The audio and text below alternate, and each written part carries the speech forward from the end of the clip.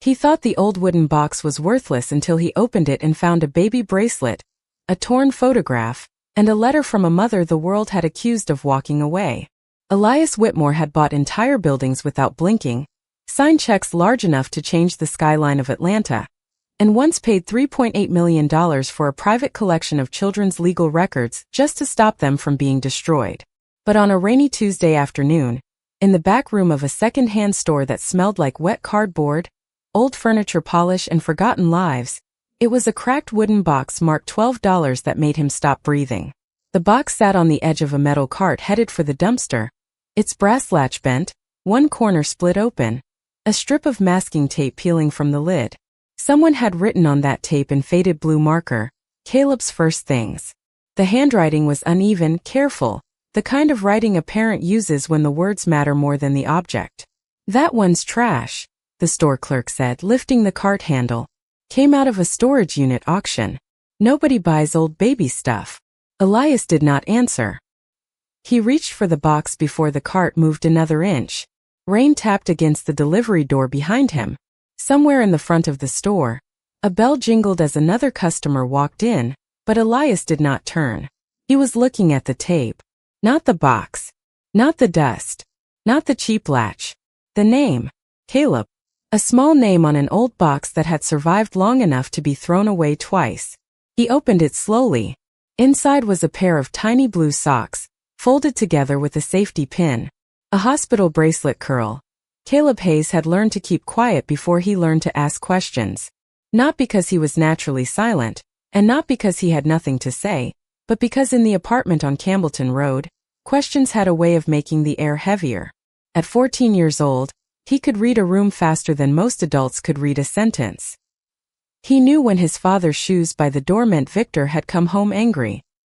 He knew when the refrigerator buzzed too loudly that there would be no dinner worth opening it for. He knew when an envelope sat unopened on the kitchen counter that it was not good news, because good news did not come in white envelopes with red stamps on the front. The apartment was on the second floor of a faded brick building behind a check cashing place, and a laundromat with 3 machines that were always out of order. The stairwell smelled like old rain, fried food, and the bleach someone used every Sunday morning but never enough to make the place feel clean. Caleb and Victor lived in Unit 207, where the living room window faced the parking lot, and the blinds were missing 3 slats near the bottom. In the winter, cold air slipped through the window frame no matter how much tape Caleb pressed around the edges. In the summer, the air conditioner rattled like it was trying to escape the wall. Caleb slept on a narrow mattress in the smaller bedroom, though it was not really a bedroom the way other kids described bedrooms. It had no posters, no shelves of trophies, no gaming chair, no desk with LED lights wrapped around the legs. It had a mattress, a plastic laundry basket, a school backpack patched twice at the bottom, and a shoebox under the bed where Caleb kept the things he did not want his father to notice. The shoebox was from a pair of sneakers Victor had bought at a discount store 2 years earlier, one size too big because they were cheaper that way and Caleb would grow into them. He did grow into them, then past them. He still wore them sometimes when it rained because the soles had not fully given up yet.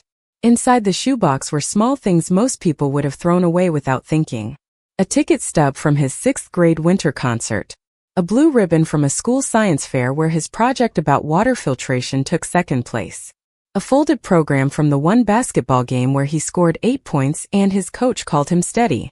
A bus transfer from the day he rode alone across town to take an entrance exam for a better school, because Victor said he was working and forgot to show up. A pencil with the words Whitmore Foundation printed on the side, given to him at a community college fair where a woman in a navy blazer told him, "Smart boys should not be afraid to apply for big things." Caleb did not keep these items because they were valuable. He kept them because they proved days had happened. He had a fear he could not explain.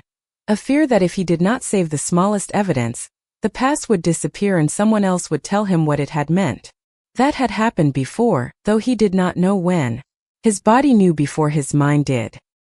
His hands would close around little scraps of paper, little tokens, little pieces of proof, as if some younger version of himself had made a promise that nothing important would be lost again.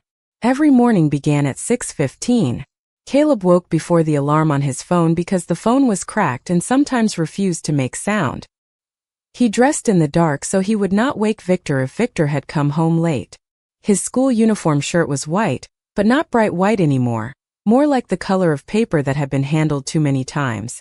Caleb washed it in the sink on Wednesdays and Sundays, wrung it out by hand, and hung it over the shower rod. He ironed the collar with a small travel iron he found in a donation bin behind the church. He took pride in that collar. It was a small thing, but small things were where dignity lived when there was not enough room for anything larger. On that particular morning, the morning after Elias Whitmore opened the old box, Caleb stood at the bathroom mirror and pressed his palm over the front of his shirt to flatten a wrinkle that would not leave. His hair was cut short, not fresh, but neat enough because he had learned to line up the edges himself with a hand mirror and patience.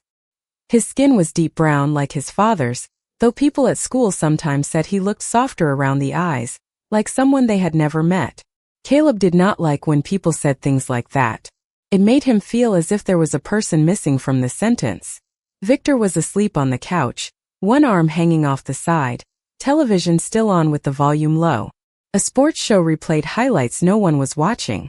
On the coffee table were an empty takeout container, 2 overdue notices, and a set of keys Caleb was not allowed to touch. Victor Hayes was not always cruel in the obvious ways people expected from stories. That was part of what made him difficult to explain. He bought Caleb shoes when he could. He signed school forms when teachers called enough times.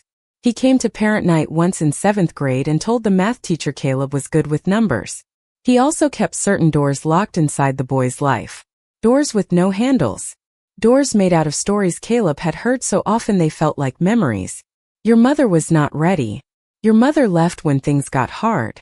Your mother liked the idea of being a mother more than the work of it. I was the one who stayed. I was the one who raised you. Do not let anybody make you feel sorry for her. Caleb had grown up around those sentences the way a tree grows around a fence. They shaped him before he was old enough to question the shape. There were no photographs of her in the apartment. At least none that showed her fully. Once, when Caleb was 10, he found a torn piece of a picture tucked inside an old dictionary at the bottom of Victor's closet. It showed the corner of a laundromat sign, a baby blanket, and the side of a woman's cheek. Not enough to know her. Just enough to wonder. Victor caught him holding it and took it away. He said, "Some things do not help you, son." Caleb remembered the way he said son. Not gently. Not angrily. Like a stamp pressed hard into paper. After that, Caleb stopped asking about her out loud. But silence did not mean the question died. It moved. It hid in school assignments about family trees.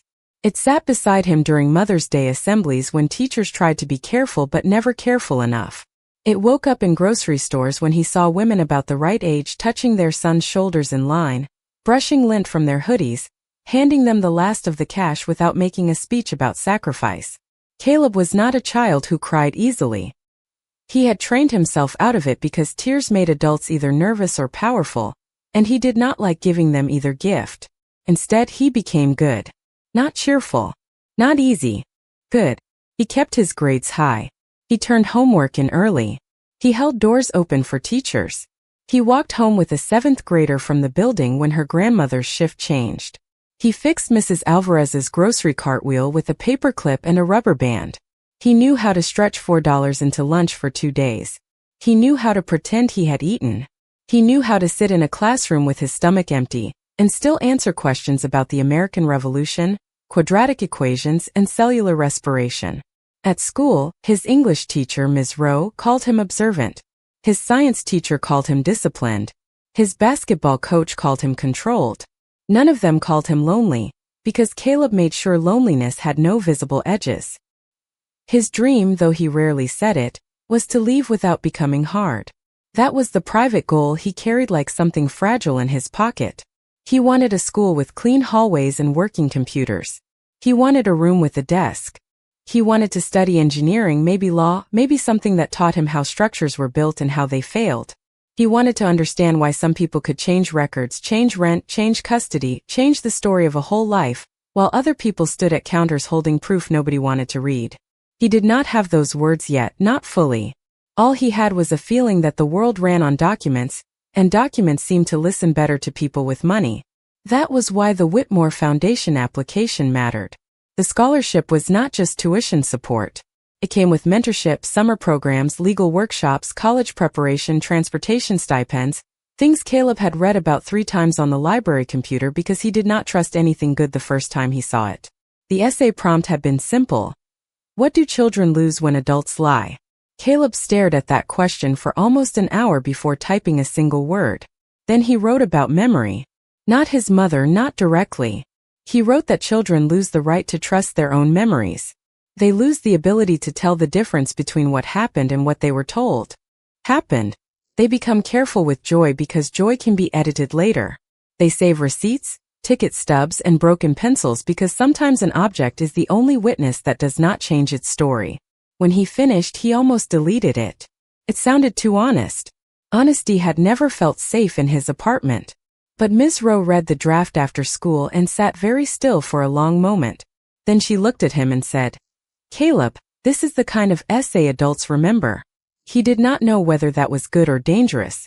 The email came at 7:42 in the morning while Victor was still asleep on the couch and Caleb was pouring dry cereal into a plastic bag because there was not enough milk left to justify a bowl. His phone buzzed once. He expected a school alert, maybe a reminder about overdue library books. Instead, the subject line read, Whitmore Children's Justice Foundation Interview Invitation. Caleb read it standing between the kitchen counter and the sink, the cereal bag open in one hand. He read it once, then again, then a third time slower because good news in his life usually had fine print attached. Dear Caleb Hayes, thank you for sharing your story with us. We would like to invite you for an in-person interview tomorrow morning at 10 o'clock at the Whitmore Foundation office in downtown Atlanta. Please bring a parent or guardian if available, along with any supporting documents you would like our committee to review. Supporting documents. Caleb looked toward the living room. Victor snored softly, mouth slightly open, one hand resting near the overdue notices. Caleb imagined asking him to come. He imagined Victor reading the essay. He imagined the change in the room when the word lie appeared too close to the word child. No. He put the phone face down on the counter. For a moment, the apartment seemed smaller than usual, as if the walls had leaned in to hear what he would do next. Caleb walked to his room, knelt beside the mattress and pulled out the shoebox. He opened it carefully. The ticket stub, the ribbon, the bus transfer, the pencil, the torn corner of a world he had never been allowed to see. He did not have birth records. He did not have baby pictures. He did not have a keepsake box. He had a shoebox full of proof he had collected for himself because no one else had offered to keep his beginnings safe. He placed the Whitmore pencil on top of everything and closed the lid. Then he slid the box back under the mattress, stood, and checked his shirt collar in the mirror one more time. Tomorrow he would sit in front of people who could open doors. He did not know that one of those people had already opened a box. He did not know that inside that box was a letter with his name on it, written by a mother he had been taught to blame. He only knew that for the first time in a long time, something was coming toward him that did not feel like another ending. Felt like a question. And Caleb Hayes had spent his whole life being told not to ask one. Elias Whitmore did not build his foundation because he was kind. Kindness was too small a word for what had followed him since he was 15 years old. Kindness was a warm meal, a donated coat, a check written at a gala while people clapped under chandeliers. What Elias carried was heavier than kindness. It was responsibility with a scar underneath it. By 8:30 the next morning, while Caleb Hayes was walking through metal detectors at school with a scholarship invitation folded inside his backpack, Elias stood on the top floor of the Whitmore Children's Justice Foundation in downtown Atlanta, staring at a wall of framed photographs no visitor ever saw. The public entrance downstairs was bright and polished, all glass, white stone, soft chairs, fresh flowers, and smiling portraits of children who had been helped by the foundation. The donors saw that floor. The cameras saw that floor. The board members liked that floor because it made pain look organized. But the top floor was different. Behind Elias's private office, past a locked door that opened only with his fingerprint, was a narrow room with no decorations except the wall. 211 photographs covered it from left to right. Children who had vanished into custody mistakes, children whose names had been misspelled on court papers, children who had been moved from one county to another while their relatives begged for answers, Children whose files use clean language for dirty failures. Reunified. Pending. In review. Closed. Elias hated the word closed most of all. Closed sounded peaceful. Closed sounded finished. Closed sounded like adults had done everything they were supposed to do. But Elias knew a file could be closed while a child was still waiting. The first photograph on the wall was not from a case. It was from his own life. A girl with 2 missing front teeth, wearing a yellow sweater and holding a paper kite. Her name was Simone. She had lived with Elias and his mother for 9 months when Elias was 15, placed there through an emergency kinship arrangement after her aunt lost housing. Simone was 7, small for her age, with a laugh that came out too loud because no one had ever taught her Joy should be careful. She used to sit at Elias's kitchen table and draw houses with impossible roofs, blue doors, orange windows, flowers taller than people. She called his mother Miss Renee and called Elias Big Brother even after he told her she did not have to. Then one Friday afternoon, a caseworker arrived with a folder and a signature and said Simone was being moved to a relative in another county. Elias's mother asked questions. The caseworker said the decision was final. Simone packed her clothes in 2 grocery bags because there was no suitcase. She left her yellow sweater behind by accident. 3 weeks later, Elias's mother tried to call the new placement. The number did not work. A month later, the office said Simone's file had transferred. 6 months later, they said there was no active concern. 2 years later, Elias learned the address in the paperwork had been wrong from the beginning. 1 digit. 1 apartment number. 1 careless mistake that sent every follow-up letter to a door where Simone had never lived. By then, she was gone from every system that claimed to protect her. Not gone from the world, maybe. Elias never let himself say that. But gone from reach. Gone from the paper trail. Gone from the adults who should have treated her name like something fragile. That was the wound underneath everything he built. The foundation began in a rented office with 3 folding tables, and a retired paralegal named Ruth who worked for half her usual rate, because she said Elias looked like a man trying to apologize to a ghost. 15 years later, it occupied 6 floors, employed 92 people, partnered with law schools, juvenile courts, shelters, public defenders, school districts, and child advocacy centers across Georgia, Alabama, Tennessee, and the Carolinas. Elias had money the way some men had weather around them. His real estate holdings stretched through downtown Atlanta, Charlotte, Nashville, and Tampa. His technology investments alone could have supported 3 generations of Whitmores without anyone working again. He lived in a penthouse above Peachtree Street where the windows were taller than the walls in Caleb's bedroom. His suits were hand-tailored, his shoes imported, his calendar managed in 15-minute blocks by people who knew better than to waste one. But the foundation was the only place where Elias did not feel like a rich man. Their wealth was not comfort. It was a tool. A loud one. A tool that opened doors poor mothers had knocked on until their knuckles turned numb. A tool that made agencies return calls. A tool that made judges read motions twice. A tool that made records appear from back rooms where they had been forgotten under dust and budget cuts. That morning, the old box sat on the conference table in his private office. Around it were the items from the storage unit, sorted carefully on white paper. Children's books with worn corners, a cracked picture frame, 2 faded shirts, a broken alarm clock, a plastic bag of school papers too old to belong to Caleb now, and the pawnshop receipt sealed in a clear evidence sleeve. Elias had not slept much. He had taken the box home, placed it on the kitchen island of his penthouse, and stood there until almost 2 in the morning, not touching the envelope, not yet. He wanted a witness before he opened a mother's words to her child. Some lines should not be crossed alone, even by men with lawyers. At 9 o'clock, Ruth Bell entered his office carrying a tablet and a paper file. She was 68 now, silver-haired, sharp-eyed, and still the only person at Whitmore who could tell Elias he was wrong without softening the sentence. She looked at the table, then at the box, then at his face. "You found another one," she said. Elias did not ask what she meant. Another story hidden inside junk. Another child reduced to paperwork. Another mother or father or grandmother who had been labeled difficult because they refused to disappear quietly. "Storage unit auction," he said. "Tenant name Victor Hayes. Boy named Caleb. 14 now, I think. There is an application in our scholarship system under Caleb Hayes." Ruth's expression changed almost invisibly. Not surprise. Calculation.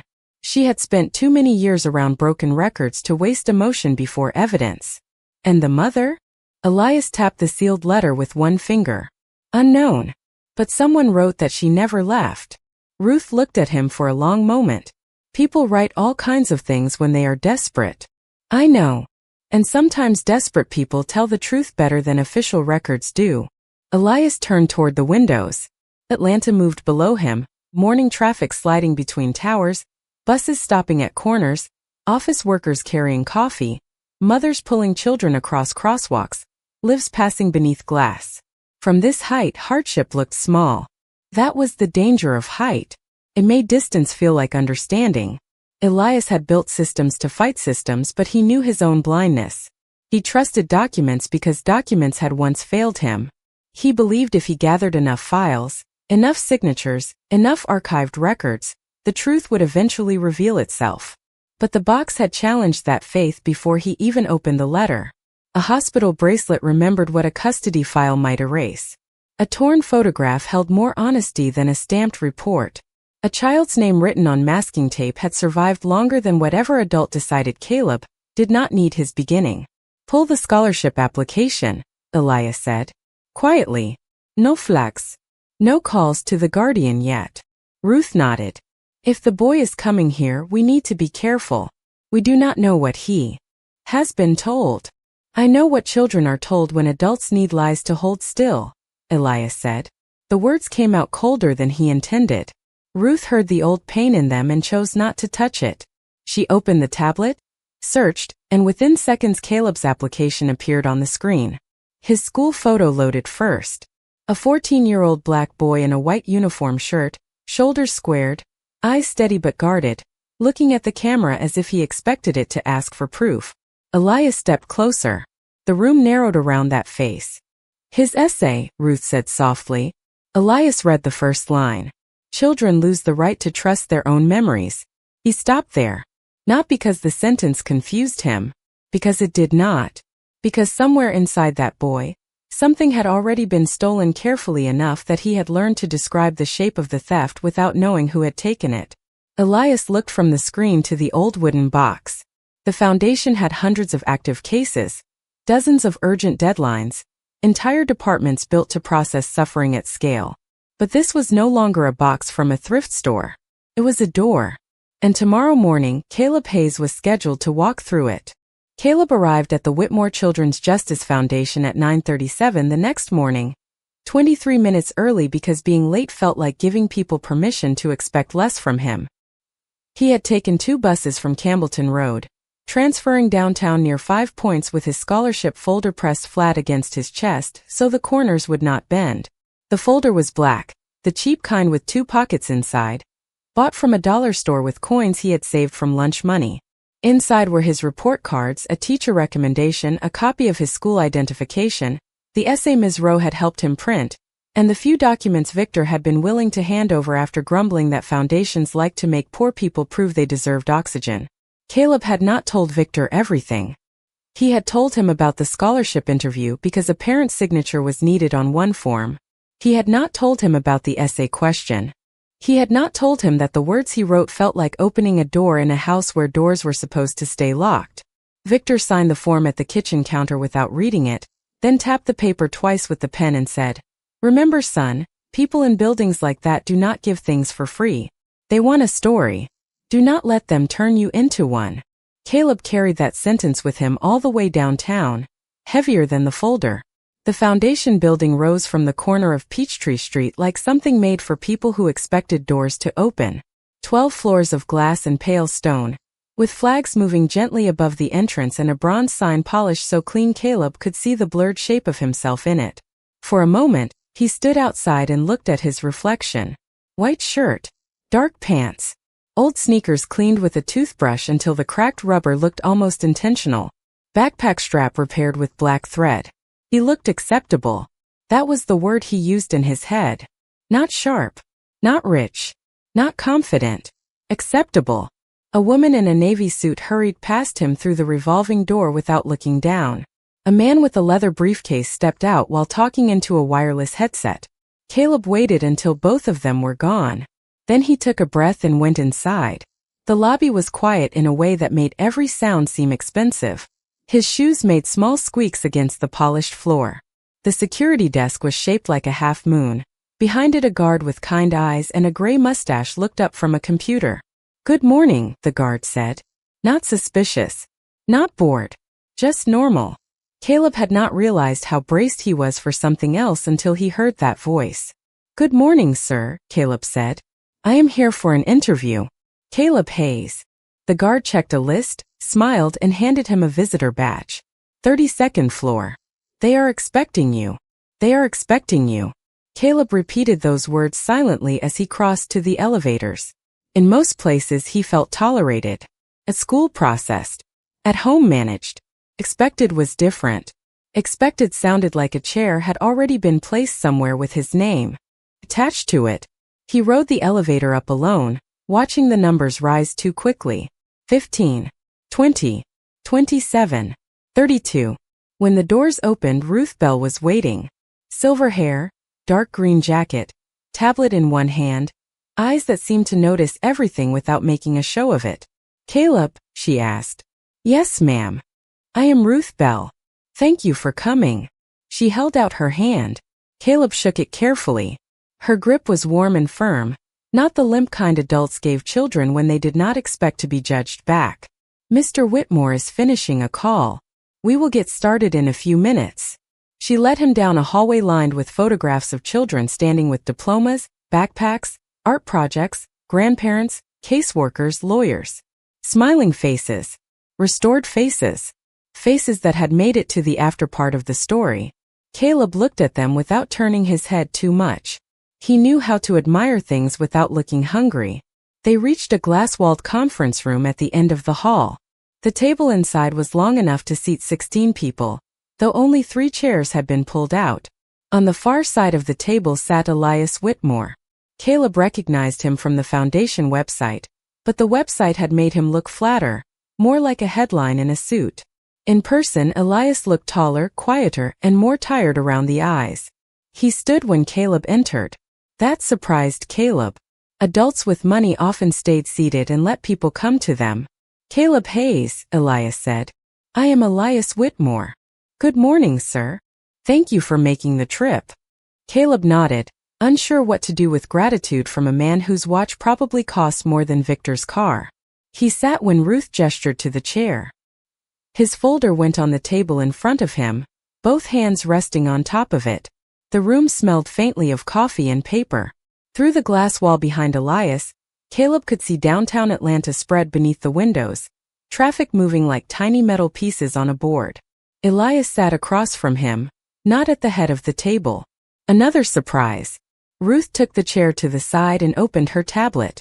For a few minutes the interview was normal enough to let Caleb breathe. Elias asked about school, his science fair project, his interest in engineering and law, the books he liked, whether transportation would affect his ability to attend summer programs. Caleb answered carefully, not too much, not too little. He had learned that oversharing made adults pity you, and undersharing made them suspicious. Then Elias picked up a printed copy of the essay. He did not read the title out loud. He placed one finger near the first paragraph and said, "You wrote something that stayed with me. You said children lose the right to trust their own memories when adults lie." Caleb's shoulders tightened. "Yes, sir." "Why that answer?" Caleb looked at the folder. The safe response was general. Everyone knew the safe response. Children need honesty. Lies hurt families. Trust is important. But Elias was not watching him like a man waiting for a slogan.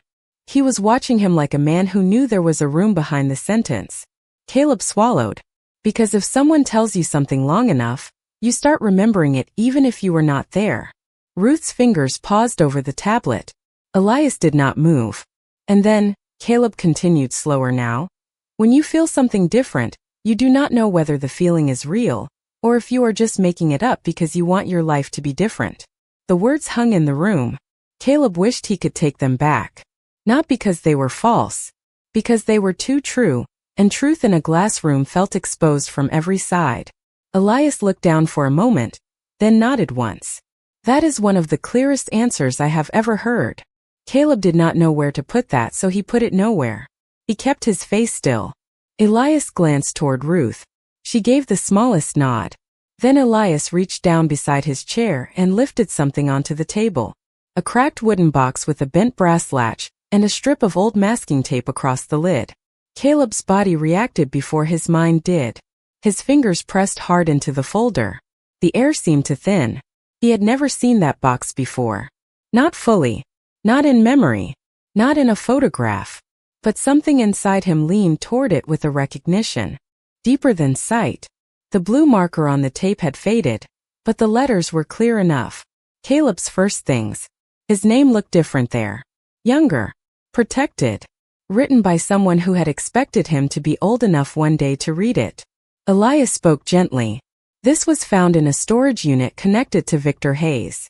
Caleb looked at him sharply. My father. Yes. Why do you have it? There was no accusation in the question yet, but it was nearby.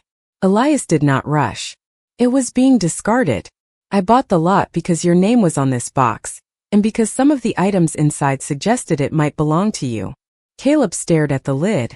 I do not have a box like that. I know. I mean, I never had one. I understand. No, you do not. The sentence came out faster than Caleb meant it to. His face warmed. He expected Ruth to correct him, expected Elias to harden, expected the room to remember who had power and who did not. But neither adult moved against him. Elias only said, You are right. I do not. But I would like to show you what is inside, only if you want to see it. Caleb almost said no. No was safer. No kept the morning intact. No let him leave with his scholarship folder, ride the elevator down, take the bus home, and pretend rich people sometimes collected other people's sadness by mistake. But his eyes would not leave the tape. Caleb's first things. He gave one small nod. Elias opened the latch. The sound was tiny. Metal against wood. Still, Caleb felt it in his chest. Elias lifted the lid and turned the box slightly so Caleb could see. Tiny blue socks. A hospital bracelet. A sealed envelope. A half photograph. Caleb's vision fixed on the photograph first. The laundromat sign in the background. The baby blanket. The side of a woman's face. He had seen part of that world before. A torn corner in a dictionary. Piece taken away. His hand moved before he decided to move it. May I? He asked, voice low. Elias slid the photograph toward him. Caleb picked it up by the edges. The woman's face was still cut almost in half, but more of her was visible than in the scrap he remembered. A cheek. A smile. A hand holding a newborn. Holding him. On the back were words pressed deep into the paper. Mama never left you, Caleb. Caleb stopped breathing for a second. The room did not spin. Nothing dramatic happened. It was worse than that. Everything became painfully clear. The table. The glass. Elias's hands folded in front of him. Ruth watching with the careful sorrow of someone who knew not to reach too soon. Caleb read the sentence again. Mama never left you, Caleb. My father said she threw everything away, he whispered. Elias's expression changed, just slightly, as if one more piece had landed exactly where he feared it would. Who wrote this? Caleb asked. Elias did not answer quickly. I believe your mother did. Caleb looked up, and for the first time since entering the building, he looked 14. Not disciplined. Not controlled. 14. I do not know my mother. The sentence should have ended there, but the box sat open between them, refusing to let it end. Caleb placed the photograph down with trembling care, like it might vanish if handled wrong. Then his eyes moved to the envelope. For Caleb, when he is old enough to ask the truth. His name again. The truth again. A door again. Elias followed his gaze. We have not opened that letter. Caleb looked at him. Why not? Because it was not written to me. For a moment Caleb had no defense against that. Not against the answer. Not against the respect inside it. All his life adults had decided what he could know, what he could keep, what he could ask, what version of his own beginning he was allowed to carry. Now a billionaire, a man who could buy buildings and command rooms and make officials return his calls, was waiting for permission from a boy with repaired backpack straps. Caleb looked back at the old box. The two worlds had touched. Not through money. Not through charity. Through a pair of baby socks, a cut photograph, and one sentence his father had never wanted him to read. He pushed the envelope back toward Elias, but his fingers stayed on the edge. "If I read it," Caleb said quietly, "I cannot unread it." Elias nodded. "No. You cannot." Caleb closed his eyes for half a second. When he opened them, he was not ready. But he was no longer willing to be kept from himself. "Then open it," he said. Elias opened the envelope with a letter knife Ruth brought from her office, not because the paper required formality, but because his hands had become too careful to tear anything that had survived this long. Caleb sat across from him with both palms flat on the table, his scholarship folder forgotten beside his elbow. The conference room felt different now. 10 minutes earlier it had been a place for interviews, polished glass, clean water glasses, pens aligned near legal pads, a view of downtown Atlanta shining behind them. Now it felt like a room holding its breath around a boy and an unopened piece of his life. The envelope made a dry sound when it came apart. Caleb flinched at it just slightly and hated that he had. Elias noticed but said nothing. He slid the folded pages out and placed them on the table without reading them first. 3 sheets. Yellowed at the edges. Blue ink. Handwriting neat but uneven in places, as if the person writing had stopped more than once and started again after deciding not to cry on the paper. Ruth leaned back, giving Caleb space without leaving him alone. Elias looked at him. "You can read it yourself, or I can read it out loud. You can stop at any time." Caleb stared at the pages. His throat felt tight, but his voice came out steady because steady was the only language he trusted. "You read it." Elias nodded, picked up the first sheet and began. "My sweet Caleb, if you are reading this, it means you are old enough to ask questions somebody else did not want answered. I hope by then you know how to tie your shoes tight, how to look both ways before crossing the street, and how to hold your head up even when people try to make you feel small. You loved bananas when you were little, but only if I cut them into circles. You hated green beans unless I sang while feeding you. You used to fall asleep with your left hand gripping my shirt, like you wanted to make sure I stayed close even in your dreams. I am writing this because one day someone may tell you I left. I need you to know that if that day ever comes, that person is not telling you the truth. A mother can be kept away. A mother can be ignored. A mother can have papers used against her. But leaving is a choice, and I did not choose to leave you." Caleb's eyes dropped to the table. His face did not break, but something behind it shifted. It was not belief yet. It was not comfort. It was the first crack in a wall he had spent years leaning against, and cracks were dangerous because they let light in before you knew whether the room could survive it. Elias continued, slower now. "I put your first things in this box because I wanted you to have proof that your beginning was loved. The blue socks are from the day we brought you home from Grady. They were too big, but I put them on you anyway because the nurse said babies get cold fast. The hospital bracelet is yours. The picture outside the laundromat was taken by Miss Denise from apartment 118. I had just washed your blanket with my last quarters, and you spit up on it before it dried. I laughed so hard Miss Denise said I sounded like somebody who still believed life could be good. Maybe I did. Maybe you made me believe it." Caleb looked at the blue socks in the box. Too big. That tiny fact landed harder than anything dramatic could have. Too big meant a real day. A real nurse. A real cold baby foot. A real mother making an ordinary decision with whatever she had. Victor had told stories in broad strokes, hard and simple, the kind that left no room for details. She left. She did not want the responsibility. She moved on. But lies often avoided small things. Small things were too specific. Small things had texture. "Keep reading," Caleb said, though he did not remember deciding to speak. Elias turned the page. "If your father still has this box, ask him why he never let me see you after July 17th. Ask him why he changed the address before my letters came back. Ask him why he told the court I missed appointments I never received. Ask him why he said I was unstable when I was working nights and sleeping in bus seats between shifts just to pay for a lawyer who stopped answering my calls. I do not want you to hate him. Hate is heavy, baby, and you are too young to carry grown folks' sins. But I do want you to ask. You have the right to ask." Caleb stood up so quickly the chair legs scraped against the floor. He turned toward the window, hands closed at his sides.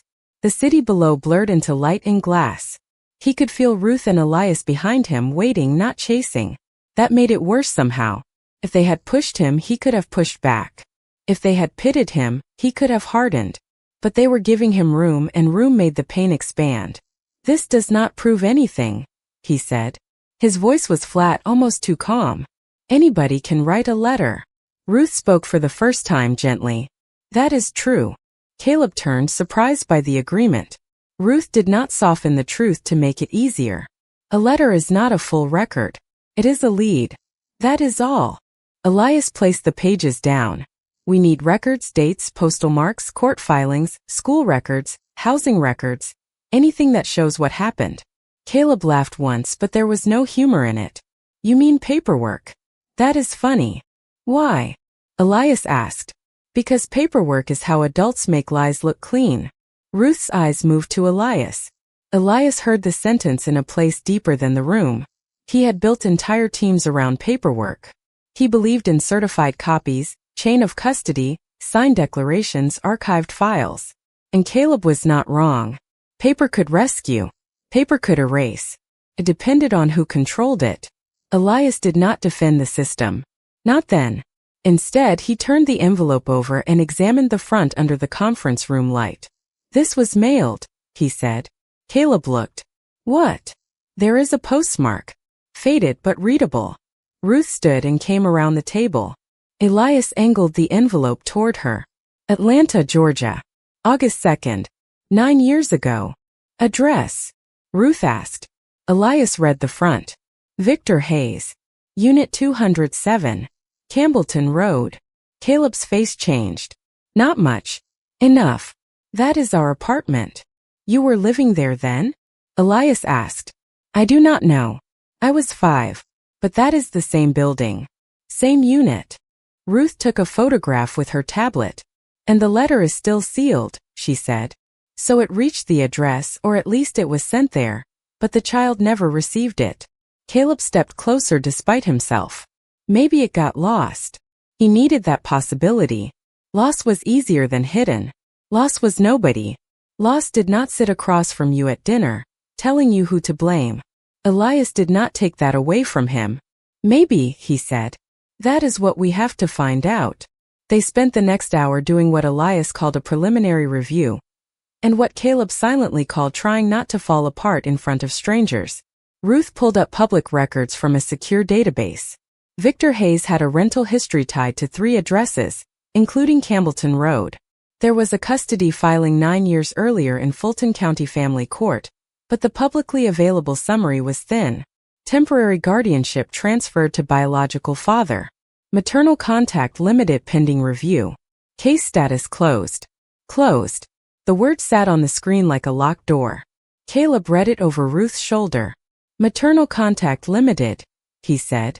"What does that mean?" Ruth's mouth tightened. "It can mean several things." "What does it usually mean when people do not want to say the real thing?" Elias looked at Ruth. Ruth looked at Caleb, and because he deserved more than vocabulary, she answered carefully. "It may mean a court accepted information suggesting your mother should not have unsupervised access at that time. But we do not know what information. We do not know who provided it. We do not know whether it was accurate."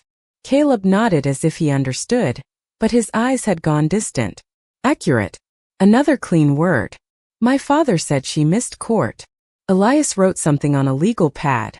"Did he say which court date?" "No." "Did he ever show you paperwork?" "No." "Did you ask?"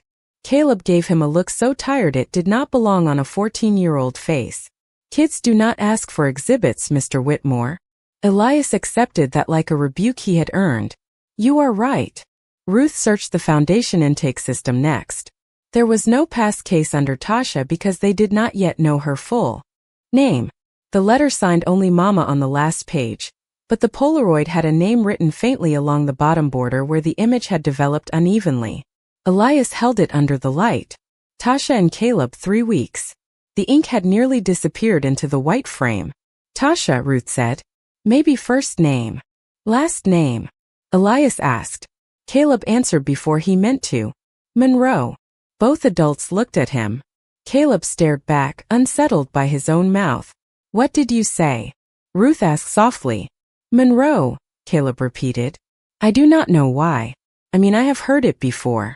Maybe from my father. Maybe at school. I do not know. But he did know the feeling of the word. Not a memory exactly. More like a song heard through a wall. Elias wrote it down, Tasha Monroe. Ruth searched again. This time the screen loaded 3 possible matches, then narrowed to 1. Tasha Renee Monroe. Age 39. Last confirmed address in East Point, Georgia, 4 years earlier. Employment record connected to a nursing home outside Decatur. Several old civil filings. 2 dismissed petitions related to family visitation. 1 legal aid inquiry. No active case. Caleb sat down again slowly. She tried.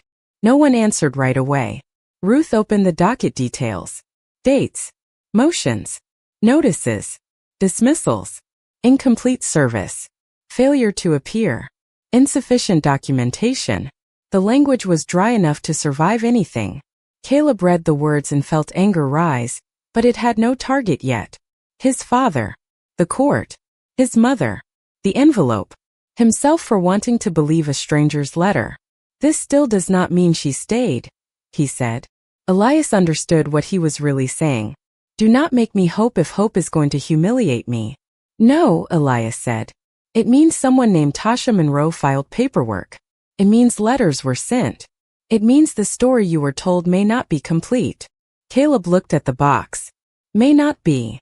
That is all we know right now. And if she did leave? Elias leaned back, not away from Caleb, but away from the temptation to give him comfort that evidence had not earned. Then we will tell the truth about that too. Caleb searched his face for performance. Rich men knew how to sound sincere. Teachers knew how to sound patient. Caseworkers probably knew how to sound sorry. Caleb had met enough adults to know tone could be costume. But Elias looked tired in a way that did not ask to be admired. Ruth printed a copy of the public docket and placed it in a plain folder. Caleb, because you are a minor, there are limits to what we can do without involving your legal guardian. But there are also steps we can take to preserve records and verify facts before anyone is contacted. You mean before my father finds out? Caleb said. Ruth did not deny it. Yes. The honesty startled him again. Elias closed the old box but left it on the table between them. For today, nothing leaves this room without your consent except the record requests we can legally make through the foundation. You do not have to decide what you believe. You do not have to defend anyone. You do not have to forgive anyone. You only have to let the truth become bigger than one person's version of it. Caleb looked at the closed lid. He wanted to take the box and run. He wanted to shove it away. He wanted to open the letter again and read the part about bananas and green beans until the words became a memory. Instead, he asked the one question that scared him most. Where is she now? Ruth looked at Elias. Elias looked at the screen, at the last confirmed employment line connected to a nursing home outside Decatur. Then at the boy whose whole life had shifted because a thrift store clerk almost threw away his beginning. We do not know yet, Elias said. But now we have a name. Caleb nodded. A name was not a mother. A name was not proof. A name was not 9 years returned. But it was more than he had when he walked into the building. And somewhere beyond the glass walls, beyond the clean lobby, beyond the systems that had stamped his childhood closed, a woman named Tasha Monroe might still be carrying her own version of the same question. Not where did my son go? Not anymore. Now the question was who stopped him from knowing I was still here. 9 years earlier, before the records became cold and the truth became buried under polite language, Tasha Renee Monroe lived in apartment 207 with a baby who believed her chest was the safest place in the world. The apartment was small, 1-bedroom, low ceiling, thin walls, a kitchen window that looked straight at the brick side of the next building, but Tasha kept it clean with the kind of care people mistake for pride when it is really resistance. She wiped the counters every night before work. She folded Caleb's onesies by size and season. She taped his pediatric appointment cards to the refrigerator with a magnet shaped like a peach. She kept a jar on the windowsill labeled Caleb Future Fund, though most weeks it held less than $20 in quarters, dimes, and folded $1 bills. She was 29 then, though exhaustion made some mornings feel older. She worked the overnight shift at Magnolia Grove Senior Care outside Decatur, changing sheets, bringing water, helping elderly residents sit up when their bodies no longer obeyed them quickly. She was good at the work because she did not rush people who had already been rushed by life. The residents liked her voice. They said it was calm without being fake. One woman with silver hair and sharp blue eyes always asked for Tasha when the pain in her hips got bad, not because Tasha had medicine to give, but because Tasha remembered to warm the blanket first. That was who Tasha was. She noticed what other people called small. She noticed a sock twisted around an old man's ankle. She noticed when a resident stopped eating pudding but still drank apple juice. She noticed when Caleb's breathing changed from sleep to almost waking. She noticed because love, for her, had always been attention paid on purpose. Every night before leaving for work, she wrote Caleb a note even though he was too young to read it. She wrote them on the backs of envelopes, grocery receipts, old appointment reminders, anything with a blank space. Mama comes back before breakfast. Mama loves the way you kick your feet when you hear music. Mama saw you smile in your sleep and I think you were dreaming about milk. She placed the notes inside the wooden box with his first things. The box had been a gift from Miss Denise downstairs, who found it at a yard sale and sanded the lid until it stopped catching splinters. Tasha painted the inside pale blue during Caleb's nap, and lined the bottom with a piece of soft cotton from one of her old church dresses. She did not have money for silver rattles or engraved frames, but she had memory, and she treated memory like inheritance. The box held his hospital bracelet from Grady Memorial, the blue socks too big for his newborn feet, a tiny knit hat, the first pacifier he refused, the Polaroid outside the laundromat, a folded paper from the clinic showing his weight at 6 weeks, a birthday candle she bought early because she wanted to believe they would make it to 1 year without the world taking something else. Victor Hayes hated that box long before he ever touched it. He never said it that way. Men like Victor rarely name the thing they resent honestly. He said it took up space. He said Tasha acted like Caleb was the first baby ever born. He said she cared more about little scraps of paper than real bills. But what he hated was what the box proved. It proved there was a life between Tasha and Caleb that did not need him to explain it. It proved Caleb had a history rooted in someone else's hands, someone else's voice, someone else's care. Victor had once been charming in the narrow way charming people can be when they are not required to be reliable. He could make a cashier laugh, make a landlord wait 3 extra days, make Tasha believe a late apology was almost the same thing as change. When Caleb was first born, Victor promised he would find steady work. He promised the delivery job would become full-time. He promised the missed rent was temporary. He promised he would stop using anger as if it were evidence that the world had wronged him. Tasha wanted to believe him because belief was cheaper than leaving, and because every mother wants her child's father to become the best version of himself before the child learns disappointment by name. But promises did not buy diapers. Promises did not pay Georgia Power. Promises did not stop the orange notices from appearing on the door. By the summer Caleb turned 5, Tasha was no longer pretending. She had saved $360 in a zippered pouch taped behind the bathroom mirror. Not enough for freedom, but enough to begin planning it. She had spoken to a cousin in East Point about staying there for 2 weeks. She had picked up an application for a daytime position at the nursing home, so she would not be leaving Caleb at night. She had started copying important papers at the library: birth certificate, immunization records, lease, pay stubs, clinic forms. She did not tell Victor everything, because by then she understood that information could become a leash in the wrong hands. Still, she did not move in secret because she wanted to punish him. She moved carefully because she wanted Caleb to grow up in rooms where love did not have to check the weather of another adult's mood before speaking. The night everything changed began with rain. Not a storm, just a steady, tired rain that turned the parking lot lights blurry and made the stairwell smell like wet concrete. Tasha had been called in for an extra shift because 2 aides were out sick. She almost said no. Caleb had a runny nose, and Victor had been pacing the apartment all evening after another call from the property manager. The rent was 12 days late. The balance, including fees, was $946. Tasha had $112 in checking, $23 in the jar, $360 behind the mirror, and a paycheck coming Friday that was already spent in her head before it arrived.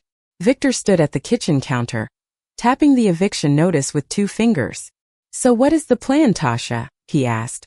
"The plan is I work tonight, I call legal aid tomorrow, and I pay what I can Friday." "Pay what you can," he repeated, smiling without warmth. "You always got a phrase that sounds responsible and still means broke." Tasha was packing Caleb's small backpack for Miss Denise, who watched him on nights when Victor disappeared or came home too tired to be trusted with the routines. Biomas. Inhaler. 1 stuffed turtle. Applesauce pouch. The blue cup he liked. She did not look up. "I am not arguing in front of him."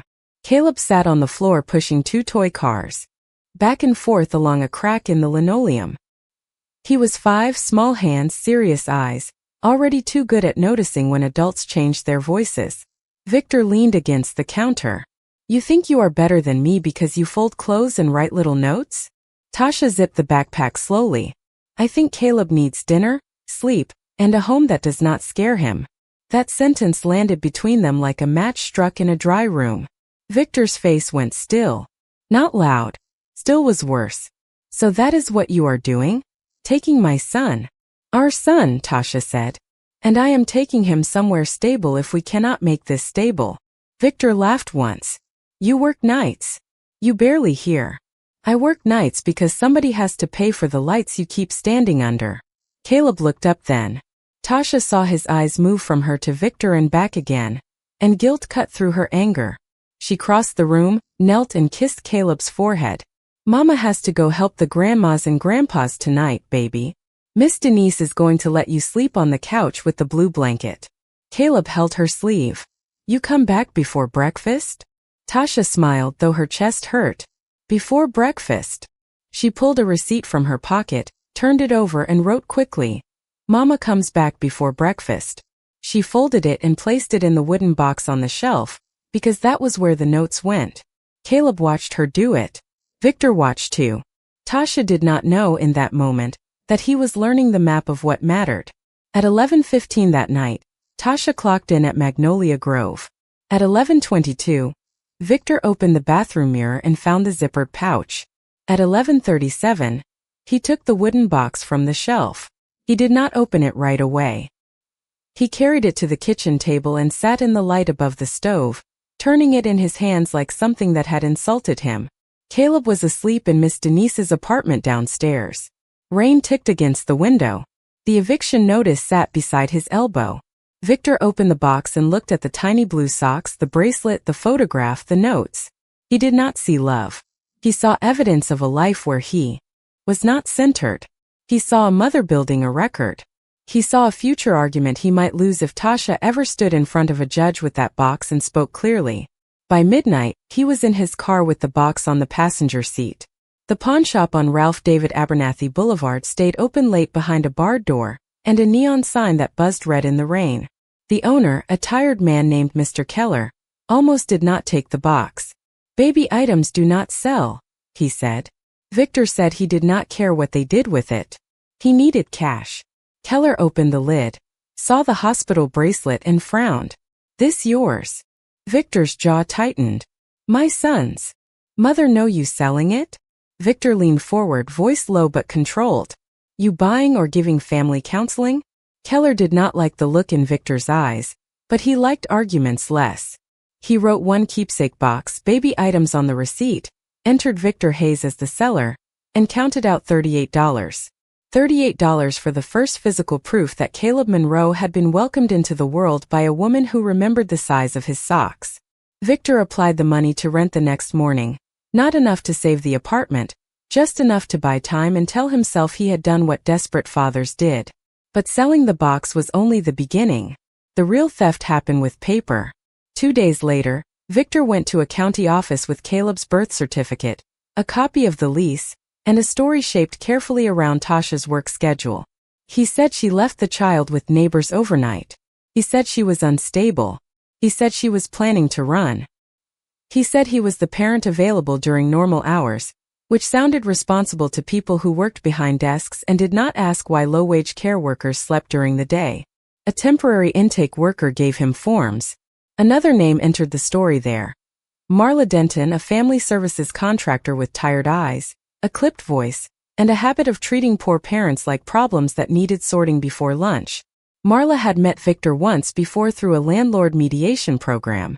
She remembered him because he was polite in offices. He dressed better than his bank account. He said yes, ma'am. He brought documents in a folder. Tasha, when she finally appeared 3 days later after searching apartments, calling Victor, and missing half a shift, came in wearing her nursing home scrubs, hair pulled back, eyes swollen from not sleeping. She had no folder. Her papers were in a grocery bag because the copier at the library had jammed, and she had been running from one place to another since dawn. The difference should not have mattered. It did. Systems often pretend they judge facts, but they are easily impressed by presentation. Victor looked prepared. Tasha looked desperate. Marla saw desperate and wrote difficult. That was how it started. Not with a shouted accusation. Not with a dramatic lie that anyone could see through. With small words typed into small boxes. Mother failed to provide stable address. Mother unavailable for scheduled review. Mother emotional during intake. Father cooperative. Father requests temporary guardianship pending review. Tasha tried to explain that she worked nights. She tried to explain that Victor had taken Caleb from Miss Denise's apartment before she got home. She tried to explain that the address was the same, the child was hers, the notes, the medical cards, the keepsake box, everything was in the apartment. Then she reached the sentence that made her stop. The box was gone. She had not known until that morning. She returned from the office and saw the empty rectangle on the shelf. A clean square surrounded by dust, the shape of absence. She stood in front of it for so long Miss Denise had to touch her shoulder. "Baby," Miss Denise whispered. "Sit down." But Tasha did not sit. She opened cabinets. She pulled blankets from the closet. She checked under the bed, behind the couch, inside the laundry basket, anywhere a box could fit, even though she knew the apartment had been rearranged by loss. The box was gone. Caleb was gone. The papers she thought would help were incomplete. The notes she wrote before every shift, gone with the object that held them. That evening Victor called from a number she did not recognize. Caleb was with him, he said. Safe. He would allow her to see him when she stopped acting irrational. He said the court had questions. He said Marla agreed the child needed stability.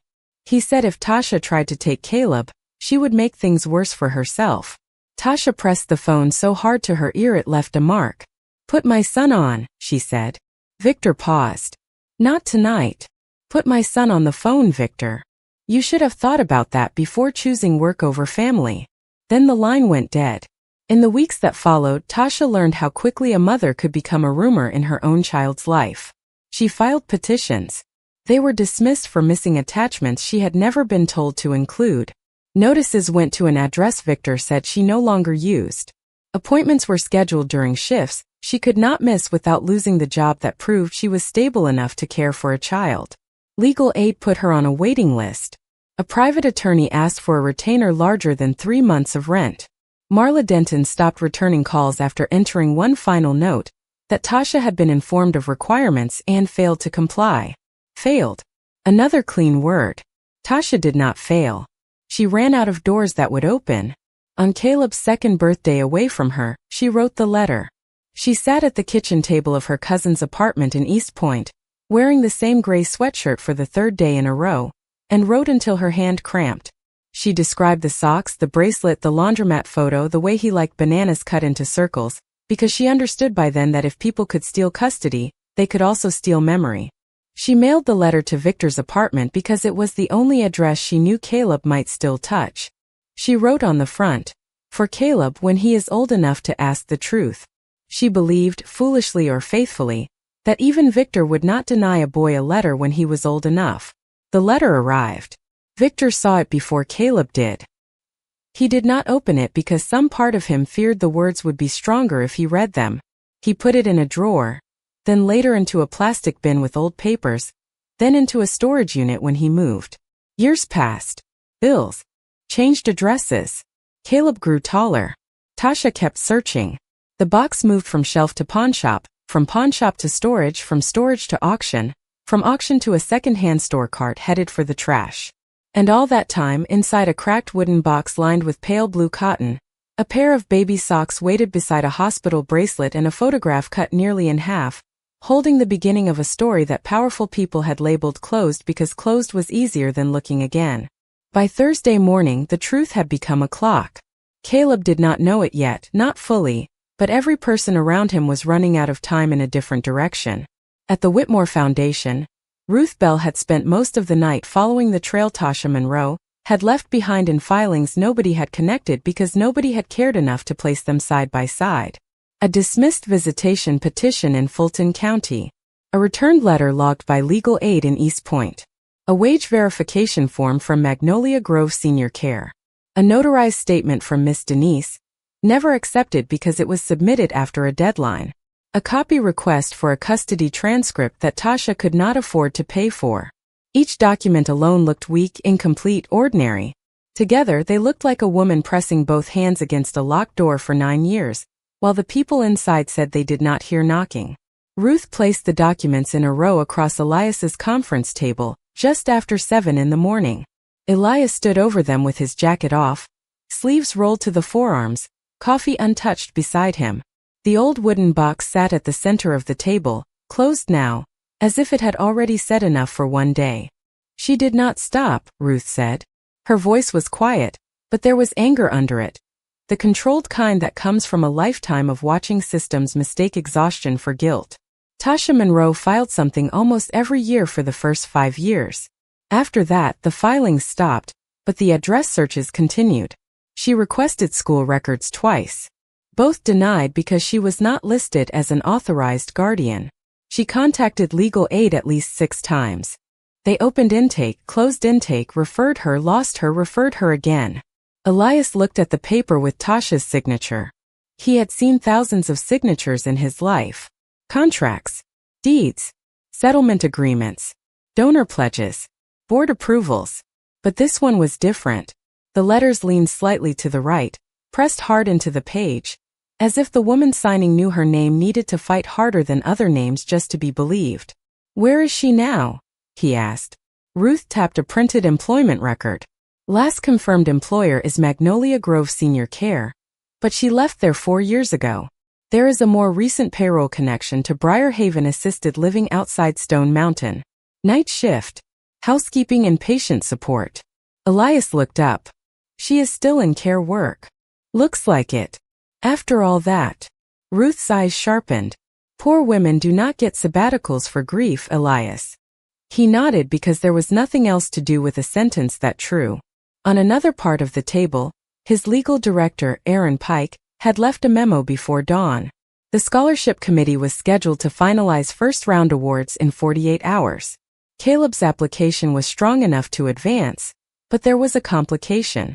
Because the foundation programs included transportation stipends, summer housing, legal workshops, and out-of-state academic travel, every minor needed clean guardian consent before acceptance.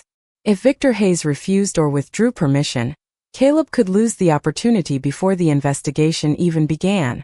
Worse, if Victor sensed the foundation was questioning his version of the past, he could move Caleb out of reach, change schools, refuse contact, or accuse the foundation of interfering with the custodial parent. Elias had power, but power had to move carefully when a child stood in the middle. Money could make courts listen. It could not erase the fact that Victor still held the legal position every form recognized first. That was the cruelty of paperwork. It often protected whoever reached the desk earlier. Across town, Caleb sat in second-period English staring at a sentence on the board and understanding none of it. Ms. Rowe was talking about persuasive essays, claim evidence, reasoning, how truth needed support if it wanted to survive outside someone's mouth. Caleb almost laughed. Everything at school had started to sound like it was speaking directly to him. Evidence. Source. Bias. Primary documents. Unreliable narrator. He had not slept much after the meeting. He had gone home with the scholarship folder in his backpack, and the photocopy of the public docket tucked between his math homework and a library book. Elias and Ruth had not let him take the letter. Not yet. They said they needed to preserve the original, scan it properly, document chain of custody. Caleb understood the words. He even agreed with them. Still, Leaving that letter behind felt like leaving a part of himself in a room where rich people had locks strong enough to keep memories safe. At home, Victor had asked how the interview went while opening a can of soup at the stove. Caleb said it was fine. Victor asked if they promised money. Caleb said no. Victor said, "Of course not. They like making kids hope first." Caleb did not answer. He watched his father stir soup with a fork because the clean spoons were gone, and he wondered which version of Victor was real. The man who remembered to buy cough syrup when Caleb had a fever. The man who signed school forms. The man who stood in offices sounding responsible. The man named on a receipt for $38. The man who had said his mother threw everything away. People wanted truth to arrive like a clean line, one side dark, one side light. Caleb was beginning to understand that truth sometimes arrived like a room with all the furniture moved, and you had to walk through it in the dark without knowing what you would hit first. At lunch he did not eat.